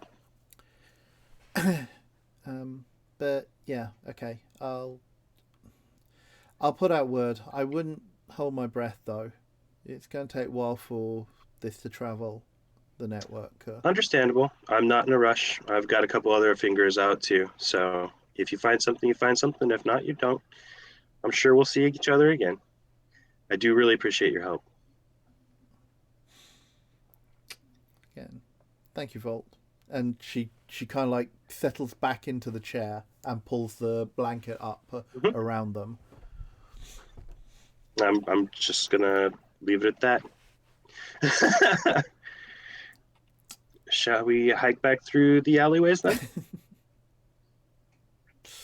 I'm going to take a different route through the quieter portions. Okay, so yeah, you're definitely like adding to the time it takes you to get back to the station. And as you approach the station, you do notice that, like, at least the youths or such that you saw, kicking around in the plaza outside of it have now gone. And you probably put this down to the presence of three police bots who are standing around, or like walking around the plaza, kind of just looks like a routine patrol.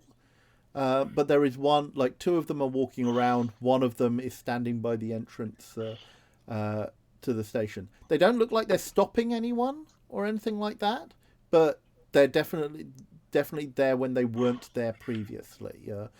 They're networked. They don't need to be asking people questions.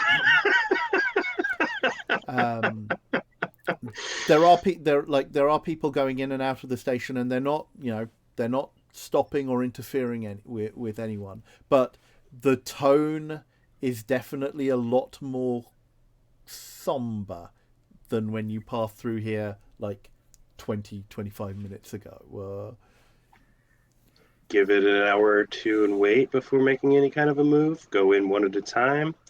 I think the least likely to have been caught on anything, if they are looking for someone and did catch something, probably be you, Demon. I was going to say, saying you over a camera is kind of... it's I had to work through the words in my head. That's right. Yeah, I can stroll in. Again, still a risk. I don't know if they have anything or if we missed something, but I do know that Silver and I did go into a couple places you didn't while we were there. So. Okay, I will. For the benefit of chat and such, that is what a robo police officer looks like in New Europe. Chappy. Yeah. Basically. CCTV camera mounted on a gunmetal grey chassis, with articulated joints and all the various built-in bits of cyberware, and a large gun. I don't want to see these things in combat. No, you probably don't. Does. I mean, the three of you could probably take one on. Don't know how much I want to find out. Yeah, no, you want to hold off until you get a bear, and then you want to find one. So,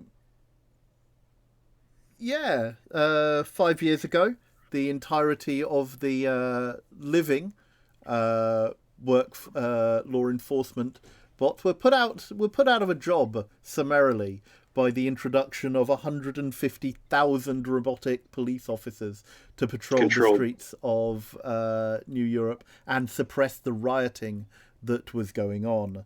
Controlled directly by Gaia. Yep.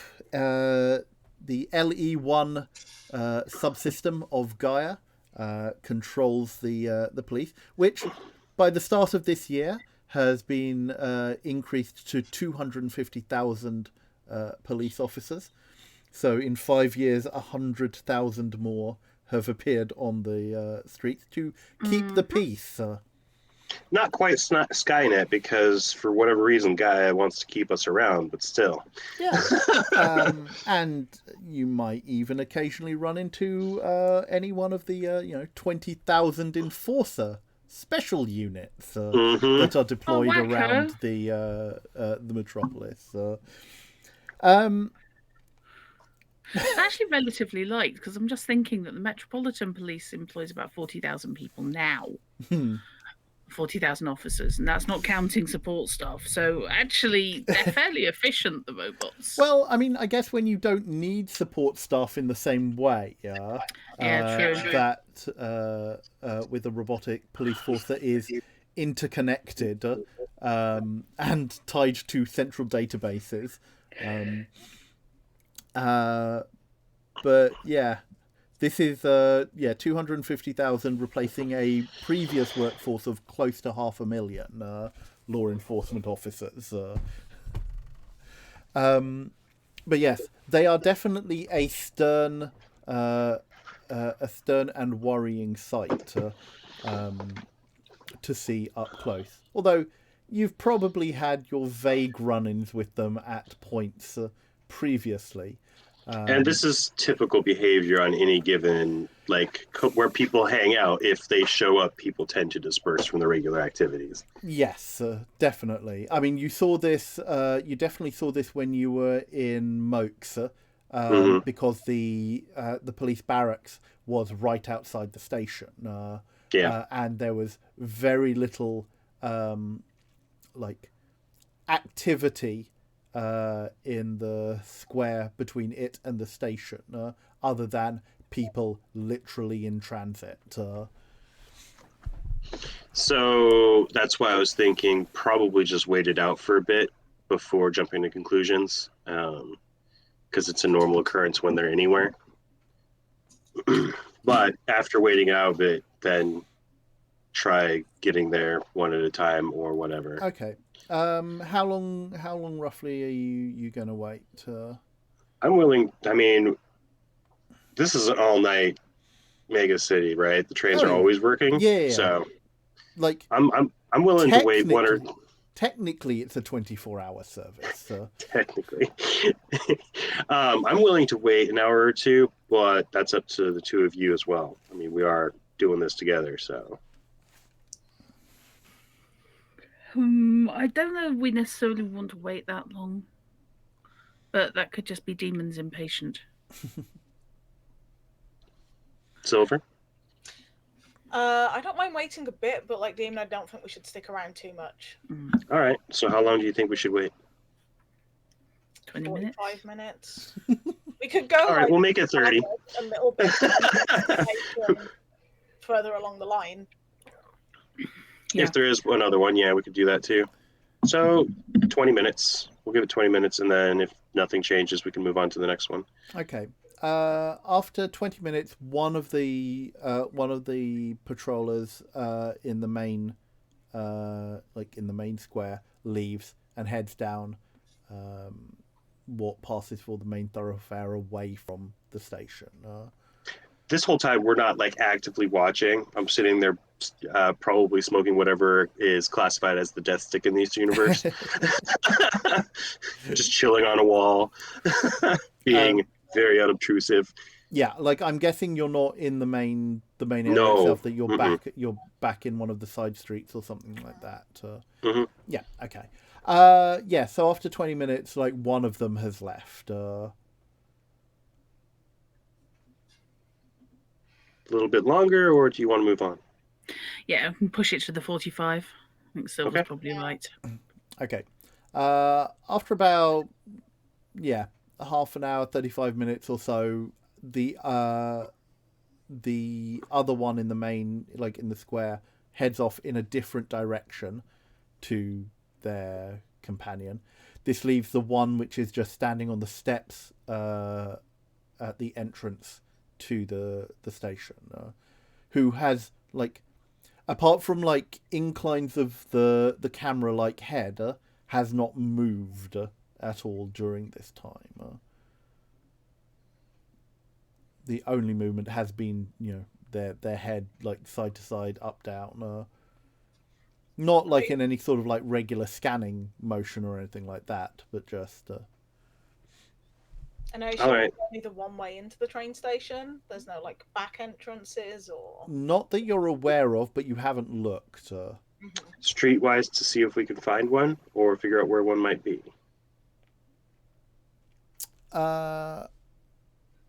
Okay. Streetwise runs off guts. Your guts is 8, you said? Mm-hmm. You reckon that that there may be a staff entrance somewhere down a side street, but it's probably 50-50. Yeah.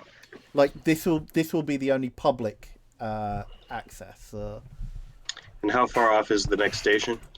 The next district along would be. Let me have a look. Let's bring up a map. Where are you? You are there.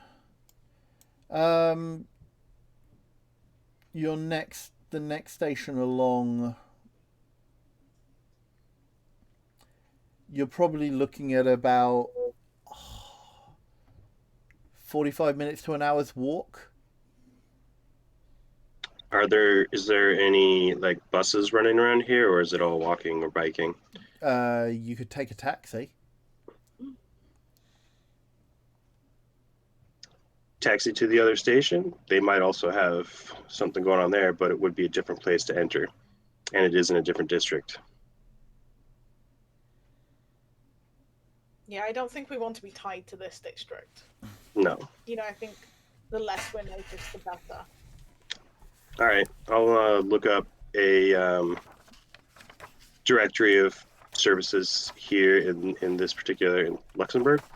No, you're in Chalet. Charlet. And see about calling one up for a different alley entrance for us to walk out of and into, and then we can leave by taxi to the next station.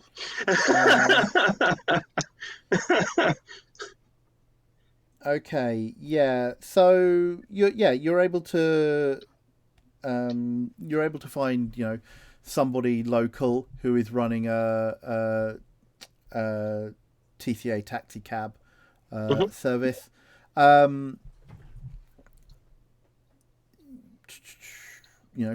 Private enterprise and all.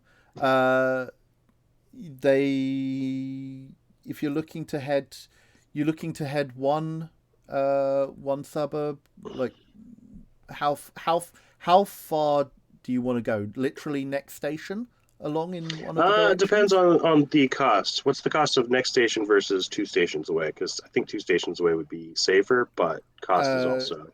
Two stations away will cost you for the 3 of you will cost 75 neck. 1 station away will be 50. I think we can probably cover that. Yeah, for 2 stations away, 25 each. Yeah. All right, sounds good. Okay. Any particular direction, or shall I just pick? Opposite direction. Well, you could just pick. I was thinking opposite direction of the direction we're going home. Yeah. Okay. So yeah, if you want two stops further down the line, let's see where will that take you. That will take you to.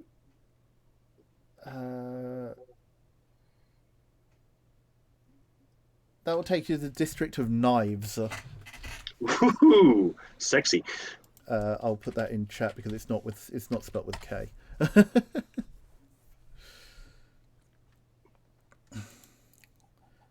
Does everyone in this district wear stiletto heels, including the robot dogs?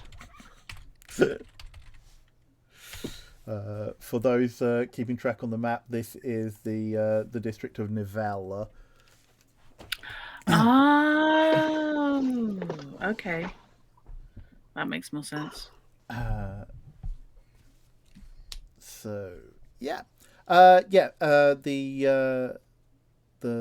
cab takes you for 75 neck to Knives, and you disembark, and you know another light industrial district, much like the one you have just left. Do they just take us to the same station? Crap. I mean, the scenery is nothing special. Like, it's literally high-rise tenements and factories. I'm aware of how very the same all of that looks. Yeah.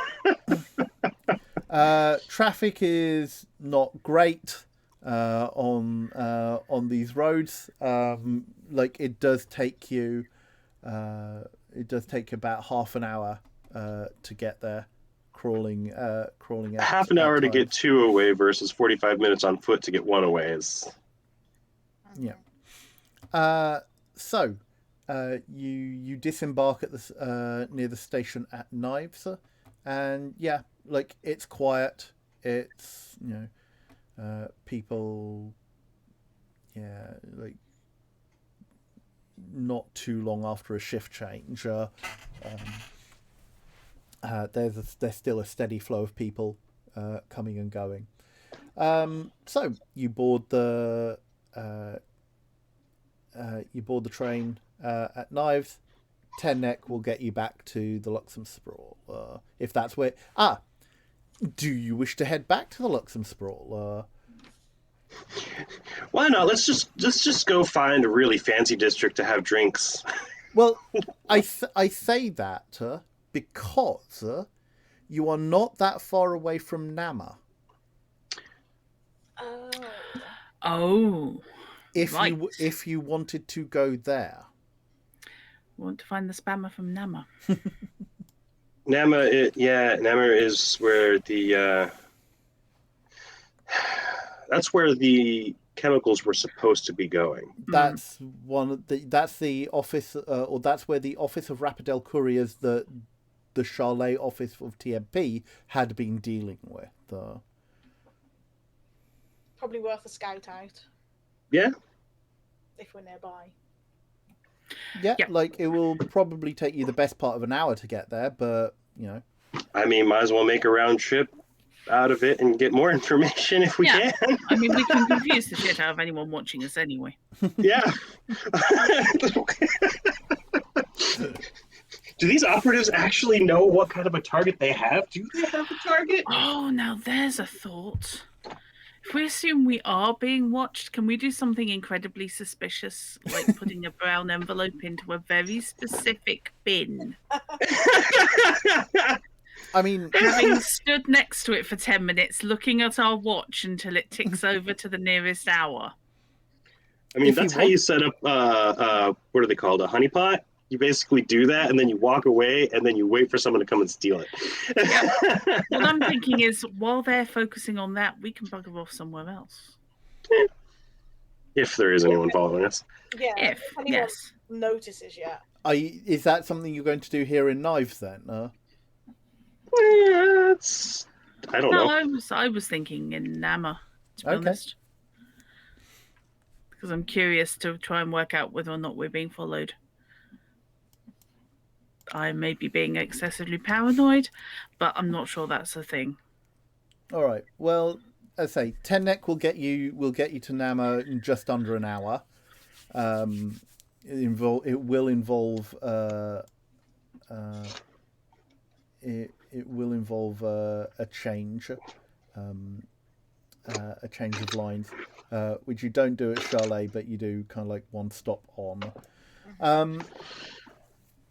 And yeah, so you get to the main station in central Nama, and disembark. Things are slightly better here. The concrete is slightly less less charcoaly, maybe, in the immediate vicinity of the station. It's more like a warehouse district around Amazon versus a warehouse district around, a construction company. Maybe there's a slight better scale to the areas around Amazon. Nama is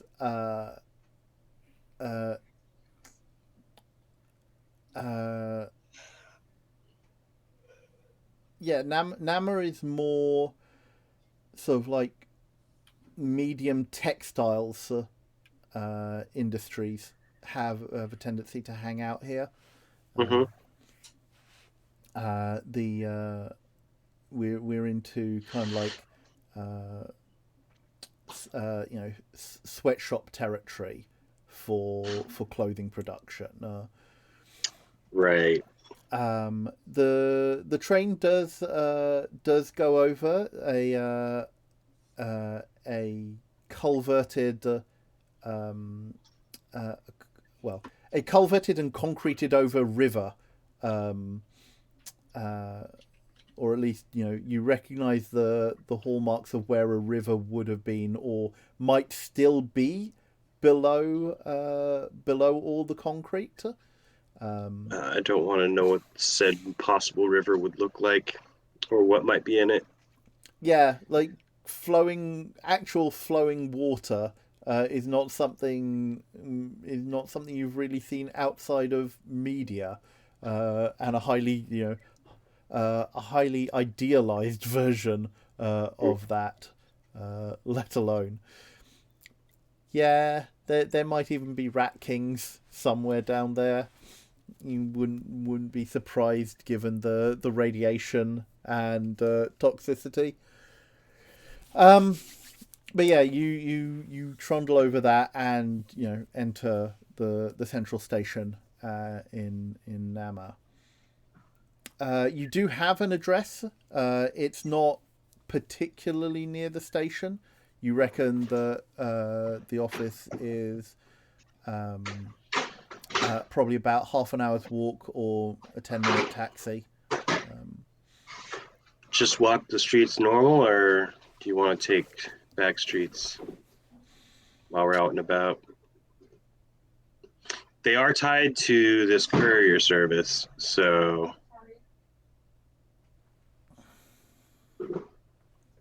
just a reminder, you are muted. Okay. I know. No, it's fine. What were you going to say, Sergio?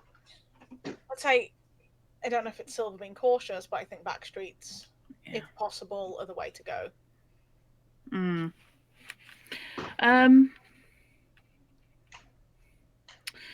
If this courier company is based here, or rather, they have an office here. Like they have an office here. Yeah. I'm gonna look them up in the phone book, find out where they are. Oh, you have an address. We haven't. Yeah, but do we have a map? Yes, you do. Okay. Yeah, right. What the current version of Google Maps is. Okay. Can we stroll back streets, but in the general direction of their office, which I'm assuming is not going to be in some highly glitzy, well-traveled area. It's going to be on some industrial estate. Yeah, you reckon from looking at like the map data, it's a warehouse park near basically a bunch of road intersections. Yeah. I kind of figured a courier service would be a bunch of warehouses put together. Well, they styled themselves. They're called Rapidel Couriers, but their advertising is very much styled as a logistics company. Yeah. Yeah. Maybe we can get some equipment while we're here. Yeah, it's it's how in the same way that the delivery arms of Amazon is Amazon Logistics. Mhm. Can whoever wants to give me a streetwise check then, please, or whoever is leading the way, please give me a streetwise check. I'm not necessarily leading the way, but I would like to do one. A 1 and a 5. 2 and a 5. So I'm guessing that's double pass for both of you. I'll follow. I mean, And I I'm think assuming- to know the way. Are you saying that all of your skills went into things like machines and programming? Little bit. Don't forget the weird charisma that hasn't come up yet as well. Oh God, but it'll be lovely Yeah. when we see you actually trying to convince someone to get cybered and it works even though it's creepy. So you're helped by the fact that it is actually fairly late, as much as that means anything in this metropolis. But this doesn't this appears to be a district which may have more regular kind of like working patterns, at least for what passes for that, and you are able to make your way to the office, or at least near to the office, with being seen by like the minimal amount of cameras and such. When we do know where a camera is, we are going to probably hide our faces as much as possible without looking obvious about it. Just like like your down notes. with I'm going to assume you Yeah. have a standard protocol for these things. okay. So Some GMs will be like, "Oh, if you didn't say anything." look, we don't need to get bogged down in that level of minutiae. Yeah, I that's am, not like- this game. Yeah, like I am giving you very definitive money figures because that is something that is important in a game of economic hardship. Yeah. Keeping track of your money is going to be very key, particularly at the level that you are at. Yeah, scarcity simulator. Yeah. And it just kind of drives home just how expensive moving around in a dystopia is. This isn't CP 2077, where a lot of it gets abstracted away. This is why we didn't have a big old shopping trip after our gains last time. Yeah. I don't have like 2 cyber legs, toe knives, Toe knives, Jesus, what the? Ah. You can have that. Yeah. I'm sure you. The surrogate, Not liking that. the Silver want to be a raptor, basically. I'm imagining all of Silver's joints being knives at some point. The trouble is you have to be careful with the psychosis that comes with it. Yeah. Yeah. I mean, it's Silver. Does Silver really care about sanity? Well, yes. I guess it's do Silver's companions care about that? So long as it doesn't affect us in our job.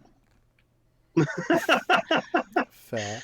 If someone's potentially messing with my cyberware, I would very much like them, I will confess, to be at least dealing with a deck of cards, if not a completely full deck. I don't Silver have only any, needs. Go. Sorry. I don't have any psychosis. I'm above the threshold. Yeah. I believe you. I almost wasn't as I was making the character. Yeah. See, I like to imagine that the silver psychoses are actually going to be fairly amusing and only creepy until we need to do something involving them installing something or fixing something on us, and then it becomes a problem.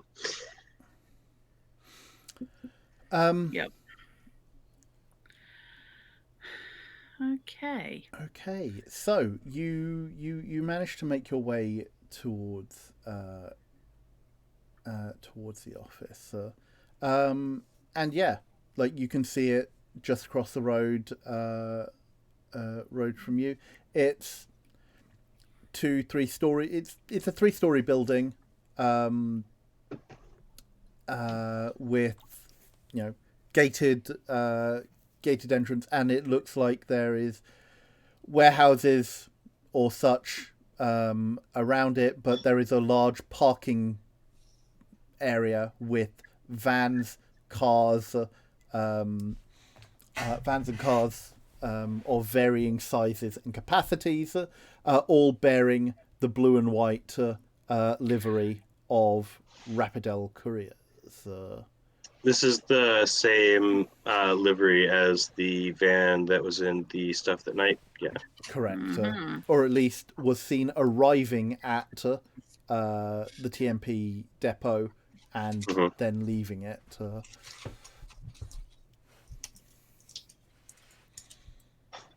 I'm wondering if they're another shell for a different part of the operation.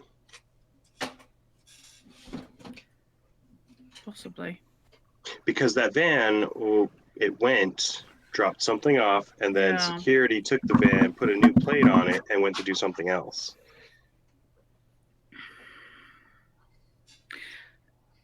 Are they trying to convince someone they own more vans than they do? Actually, it's just like a 2-person operation. Yeah. This is actually man and van. And they're trying desperately to make out that they're some kind of huge city spanning. Well, like you can see that there are 5 vehicles in their car park at present. Okay.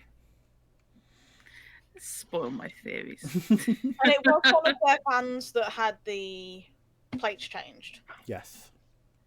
Can we check to see if any of them are that same van? How do you wish to go about doing that? You are currently across the road. So we're not close enough to see. You're not close enough to see. You can make out the number of vehicles in their car park, but in order to get in there, there is a fence around their area, and a gap between the the gate entrance to the main building. Do you have a drone? Yes, I do. I don't know how worth it this is. I mean, all it'll do is just confirm that it's all linked, but yeah, it's all connected. Yeah, I do have a drone. Yes. I have no doubt that it is in fact all connected. Yeah, no, I'm sure it is. I hope it is, because if not, then you're following the wrong tree. Yeah, exactly. You're following what you believe are leads. Yeah. Chrono would never give us a bunch of red herrings. That would never happen. This is where Chrono's real evilness comes in, and there's a bunch of threads that are red herrings that lead together to a thing that is also a red herring. Right. So did we want to try to use the drone, or would you rather? I'm going to use the drone, yes. Okay, but what I'm just checking is... Actually, I'm checking which drone it is I've got. So I've got the Western... I've got the... Where the hell are you? Oh my god. Okay, so I've got the THD Surveillance S camera drone. Because I want to check how good the zoom is if it has that kind of information. It's just which of the 3 books which of the 2 books am I dealing with? While we're here, I read this earlier, and I was keeping it in mind for any possible thing that might come up. Yeah. I'm talking to Silver and Demon. Whether or not the vehicle is here, there's a potential very high-priced object in that building in a security box that would probably set us up really well. No, it's not here. Okay. This is not that location.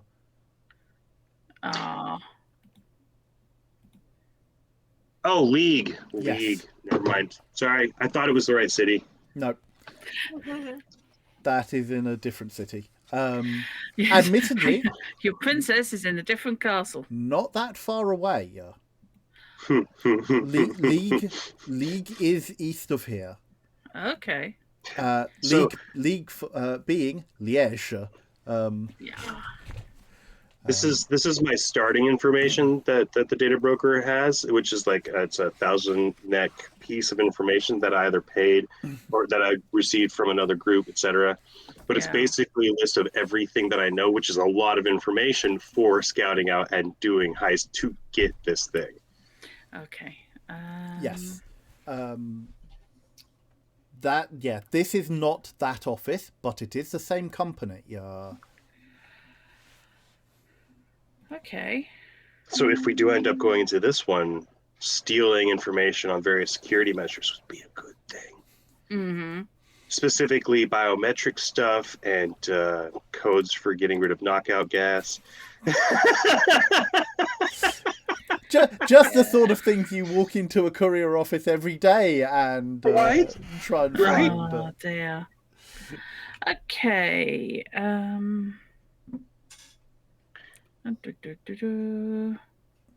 All the default audio-visual functionality you get from a modern drone on a smart-looking compact chassis. Well, don't tell me what it looks like. But yeah, presumably it's got zooms. Yeah, there'll be a standard level of optical and digital zoom. Just fly the drone right up to the back of the plate and just go over to the next vehicle. No one will notice. Click. Yeah, no. Where do VIN numbers appear? Are they on the undercarriage of vehicles? They're usually, well, at least United States cars are, and this is Europe, so I don't know Europe, but they're usually at the dashboard, right, to whatever side of the car is towards the outside of the driver's side window. And it's beneath the front window. Okay, because they're normally on the engine block here. Or I think inside the engine compartments, rephrase. We probably have it inside the engine compartment as well, but it's on the outside and visible for enforcement purposes. Oh, right, okay. Fair enough. No, I suddenly had an urge to check if they might be on the undercarriage because I could just send the drone underneath, scan the VIN numbers for each of them. Okay. So, yeah, we need to find a quiet place that I can send my drone up and it can get a clear shot of all the plates and associated vehicles in the car park. Okay. Can you give me then pilot drone check, since this is going to be relevant? Okie dokie. Which is slightly better than my surveillance. Pilot drone to escape the turrets that pop out of the building to shoot drones. Look, mate, this was not cheap. Okay? I'd like to point out I'm down to the disposable gun. It came out of a vending machine, probably a very, very big Kinder egg. This is why you just have all the weapons inbuilt. Yeah, I wouldn't mind. Saw the prices. Realised I couldn't afford them. When are you going to get a wrist-mounted launcher? Oh, they do look amazing. I can't remember if I actually got any cyber armors yet. No, I've just got the neural frame and the deck. Seriously considering a cyber arm though. I want one with the twiddly fingers because they're cool. You do have a friend that's willing to do it. I know. I'll be using you to do it. It's just I need to get the decent looking stuff, not the stuff that looks like it fell off the back of a dead person. Even I didn't go for hack job stuff. I went for like nice.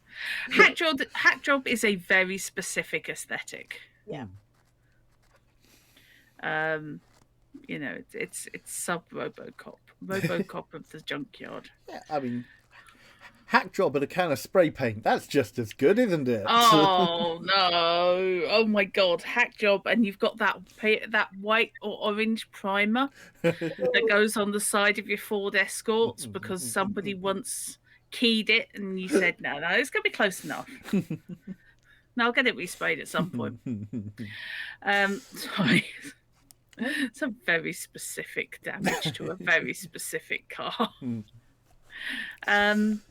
Okay, yes, that is a double success. Okay, so you managed to pilot the drone in such a way that you believe that you're out of the range of like any cameras, but like in well, at least cameras that are in like on the office or anything like that, in case anyone was watching, and try and get into a decent enough position to scan the vehicles. Sorry, what were your dice rolls actually? My dice rolls were a 5 and a 2. Okay. Out of 7. Out of 7. Okay. Yeah. Cool. Can you also give me either an awareness or a surveillance check? They are exactly the same. I will give you surveillance because that seems most appropriate. Cool. You do realise, by the way, that if we ever get to fly anywhere at all, ever, I've got the skill. I can fly big aircraft as well as little ones. There is a flying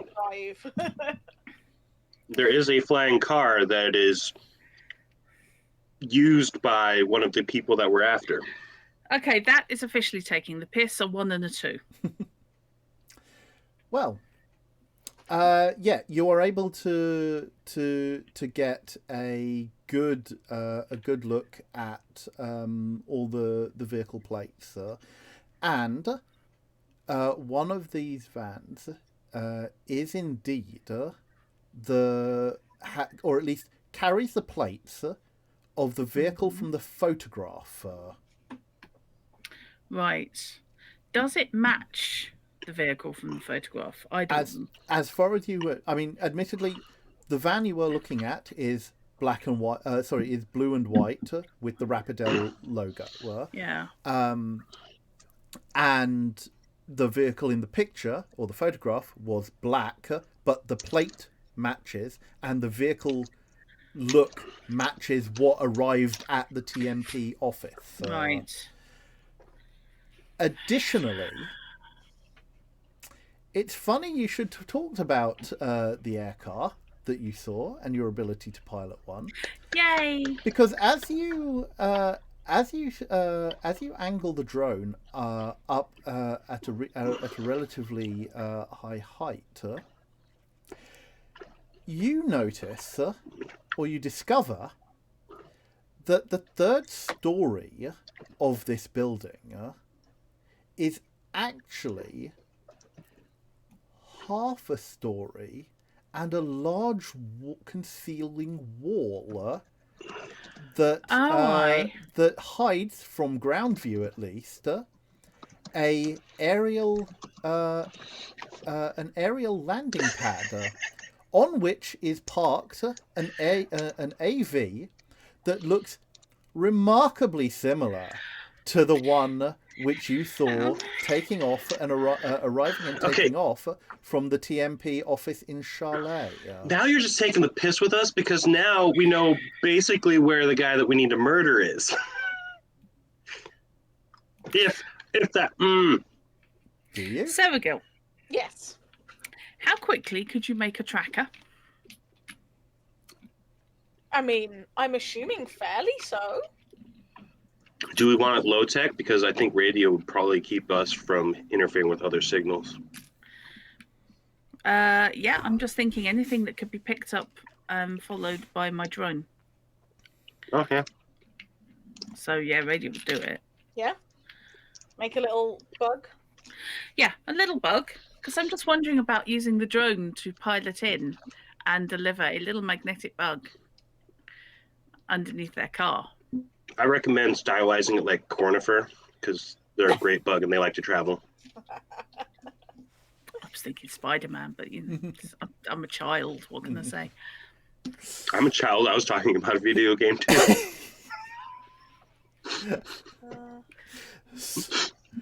So it sounds like you've got some sort of plan in mind. I just always like to know where things are. Tracking fair. things always just strikes me as a good idea. I mean, I don't have much in the way of kit on me in terms of. Oh, I guess I have my cybernetic install kit. I assume that Yeah. has tools to make stuff. Yeah. Yeah, like I can give you a roll to try and fashion something. It couldn't be that hard if you actually needed materials to get some materials from a tech broker. I've got a radio communicator, so you know I don't mind laying down that for. Well, you did get it for free. Yeah, I've got one I actually bought. Thanks, I have an earpiece. Oh, did you buy one? I think so. I did not. I do not want to be contactable. Because when we started, it was just me and Knight had two radios, the advanced long range one and a regular one, and I had a radio, and you two didn't have radios. No, I couldn't afford a radio. Wanted one, couldn't afford it. There were a couple of. Did you pick one up but from we did the? get, yeah. Yeah. From the, sorry, gut out. you liberated one from the equipment stash. Oh man, that's even worse. Using the same radio for the security of the building that they were doing things in, to follow them. Yes. The poetry. Yes, the irony is strong with this one. Yeah, I will quite happily lay down one of those then. Okay, so what is And it? So you what can is it cannibalize that that Silver is looking to make then? A radio beacon, Mm-hmm. which I can then track on my tablet Mm-hmm. and get an idea as to the route that this thing takes when Okay. it goes out and about, and also that will give us, hopefully, its frequency of travel, Cool. the where and the when. Silver, what is your brain stat? 8. 8. I am willing to help. I have 9, Okay. but this strikes me as being more Silver's bag than mine. We do have quite a lot of crossover because I can do bits of programming. Yeah. And you can do bits of electronics. Yeah, I figure it's not too much of a worry. They don't really overlap attitudinally. Okay. No, it's handy to have bits that do Yeah. it. Okay. Can you give me? Can you give me a roll? This is at +1 because you are attempting to jury rig something on the fly from, not necessarily the most suitable materials, and you don't have access to a proper workshop and your tools. So roll your 2 dice and add 1 to the values. 3 and 7. Cool.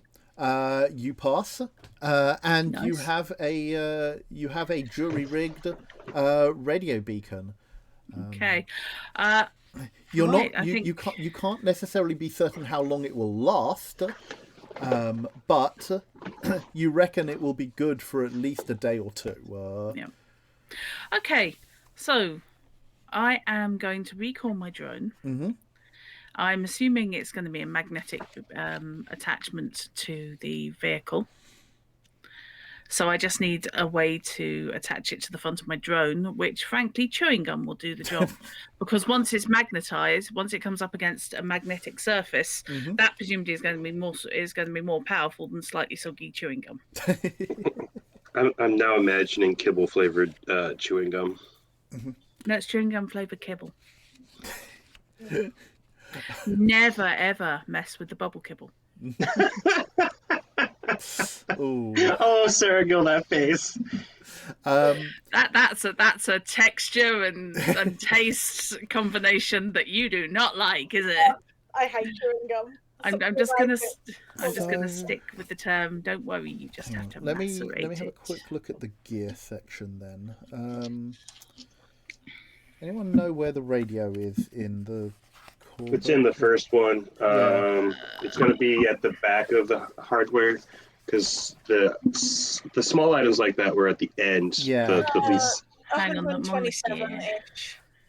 Yeah, Oh, I've- 127? 179. I've got actually. Oh, wait. Oh, yeah, no, I've gone to the wrong place. Or have I? No, hang on a minute. You are looking at mobile phone, personal radio. Yeah. Personal radio or long range? We've got personal radio, long range radio, and headset communicator. Yeah. So, which one? So, if you're sacrificing one of the ones that you picked up from the guards, then that was a personal radio. Okay. So this is short distance. Yeah. Short distance beacon tracking. In terms of unless. Well, in order to do long distance beacon, so it when it comes to radio, getting the beacon to make a bigger signal is a matter of how much power is put into it. Yeah. And since most of the handheld radio is being taken apart and put together in a different way, it doesn't have access to extra channels. It doesn't have access to other things that a radio does to modulate. So applying more power with none of those things needing to be used to increase the signal will in fact still save battery life. It'll also have a hell of an antenna because it'll be clamped to something big and metal. That is true. Yep. So you're talking about you're probably looking at long range things, but again, that's in a built up urban environment. That is also going to be affect it. So it's not like you'll be able to track it from your base back in Luxembourg. Oh no, you will this is definitely on the ground here. Yeah. You will need to remain relatively nearby in order to pick up that data. Do we want to camp out for a bit, and I can have Ash also follow from above? Can do. Am I looking at a pilot drone to deliver it Yes, you are. underneath the vehicle? Right, okay. Yes, please. Because I've got to avoid all of the cameras as much as possible. And I've got to get this under the car, angled up. Fortunately, I played Imperion Galactic Survival. I can drive drones. Although if your feathered friends wants to go and stick her fluffy little ass in front of a nearby camera, that would be actually quite useful. Right, let's see what I can do. I'm thinking it's probably two roles: one to get it to the bay, and the other one to actually make the delivery, because it's one's avoidance and the other one is delicate work. Yeah, exactly. Sorry, I'm self-GMing here. Okay, that is a double success. That's a 7 and a 4 for the avoidance. And for the attachment, that is a 6 and a 7. So yeah, plink and then gone. Okay. And just for completeness sake, a 1 and a 2 to fly out again. I think my drone now has a little trench coat and just pulls up the collar, sidles off. Cool. Yeah, you managed to execute your subterfuge with aplomb. Let me just check something.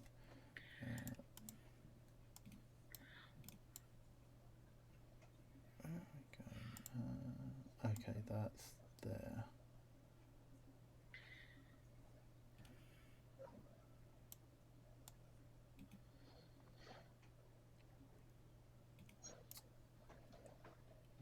Okay.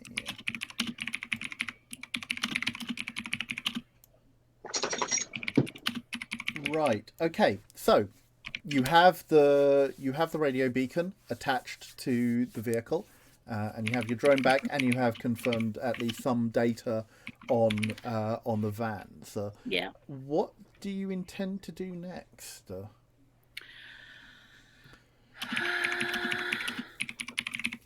sorry.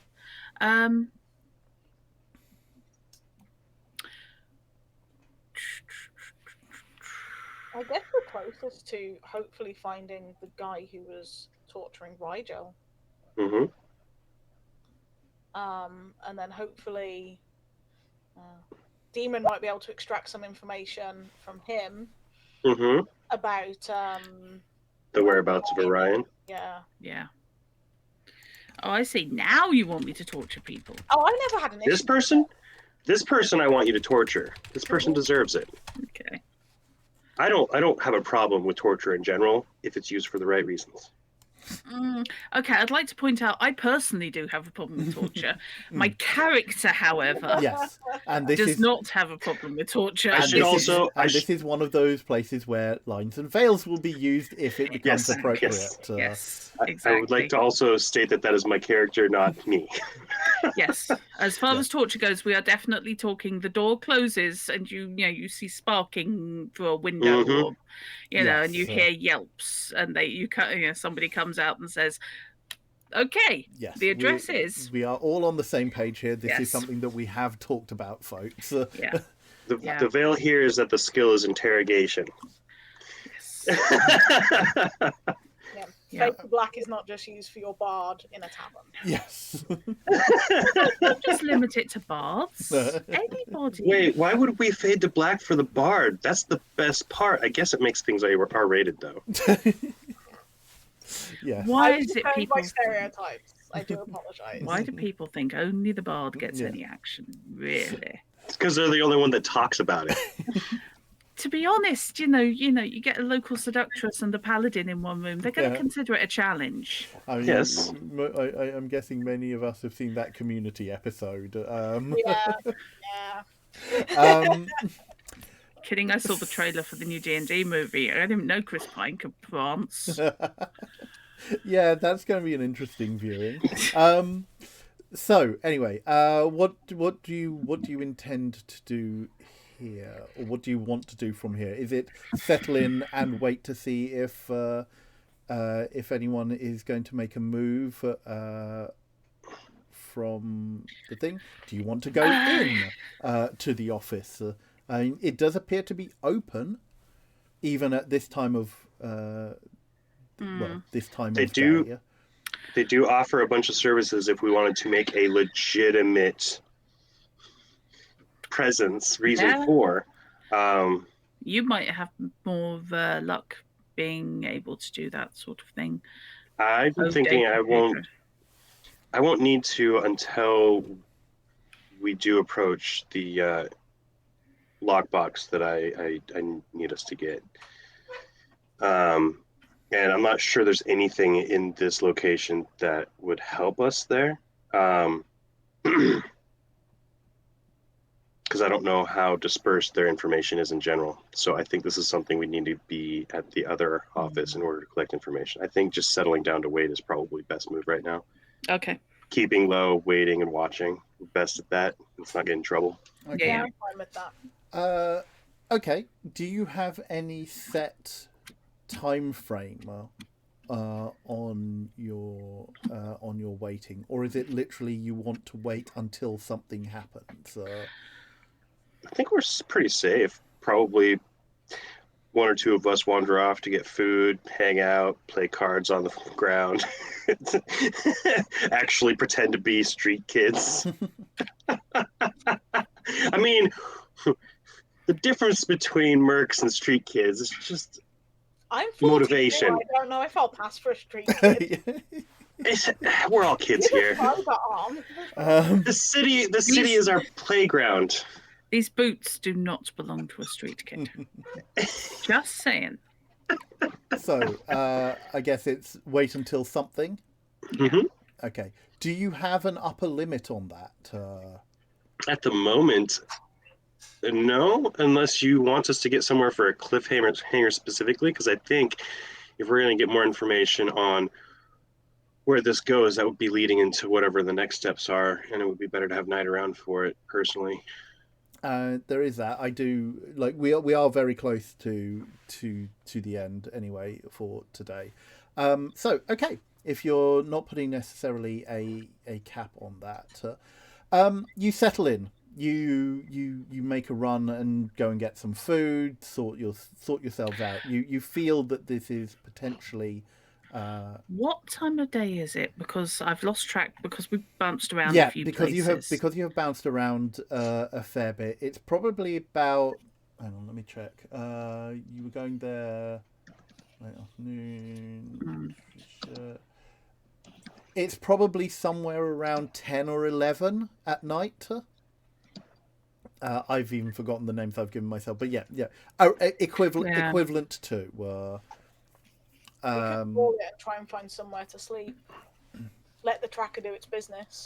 Yeah, it could alarm us from whatever. We should probably get a first floor place to sleep if we can. Mhm. Cheaper would still be better. Yep. Okay, go find us somewhere cheap to stay. A crash Alright. pad. Well then, I'm guessing you're gonna give it an hour or so before you do that. Yeah. So, yeah. Let's see if anything happens in the next hour or so, and after that, I'm inclined to say we find ourselves a DOS house to crash out in. Sure. With the three of us there, that's probably not going to be too bad. Yeah, that sounds fair.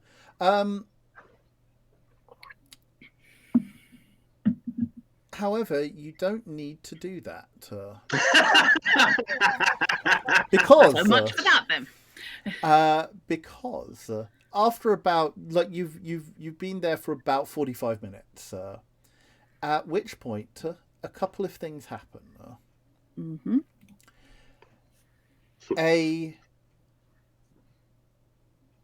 An executive car pulls up outside the gates of the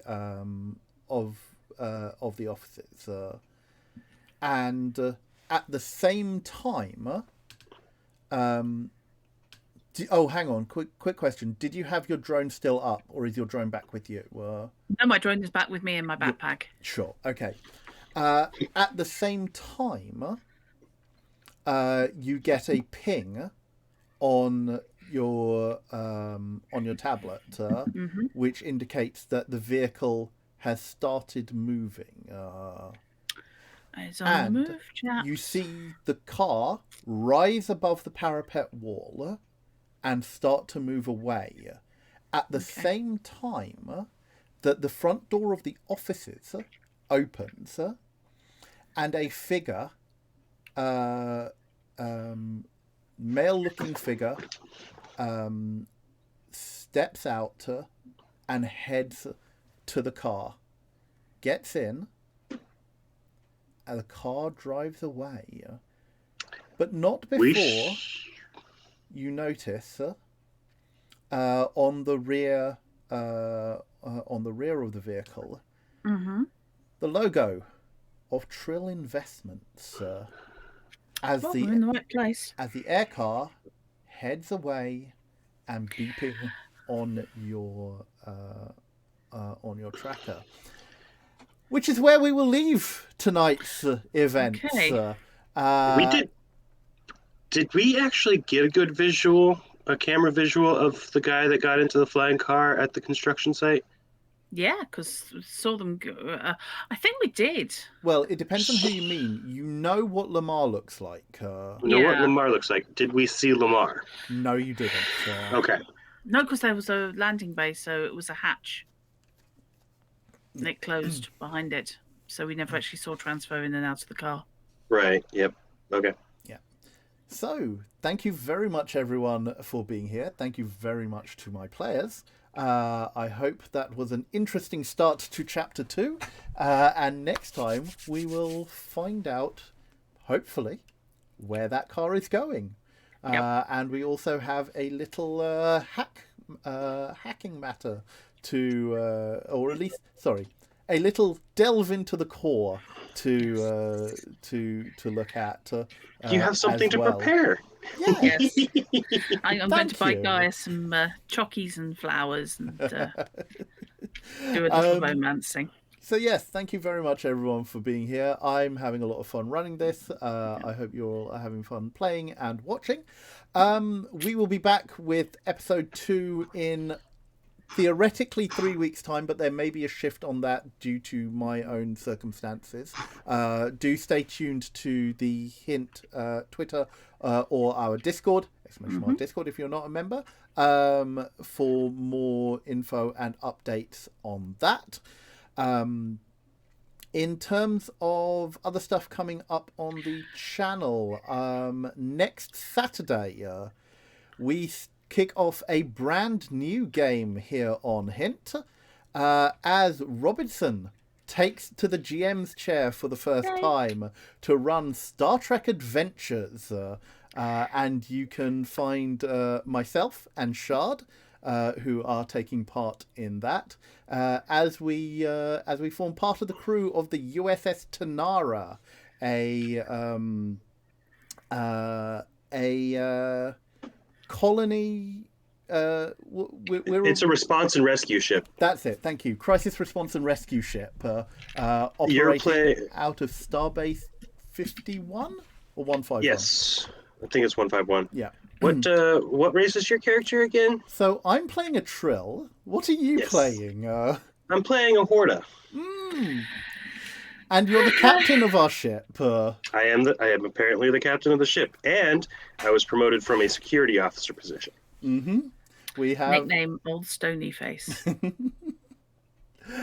So yes, so join myself, Shard, Jasnitz, Nightbites, and we have a 5th player, don't we?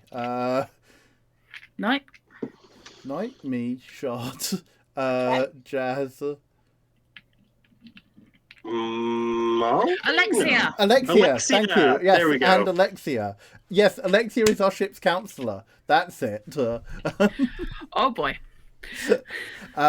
So yes, do join us on Saturday, and we will see, as I say, Robinson make his debut as a GM here on the channel. Next Sunday is Deeper Dreams, the next session of the Pathfinder game being run by K2.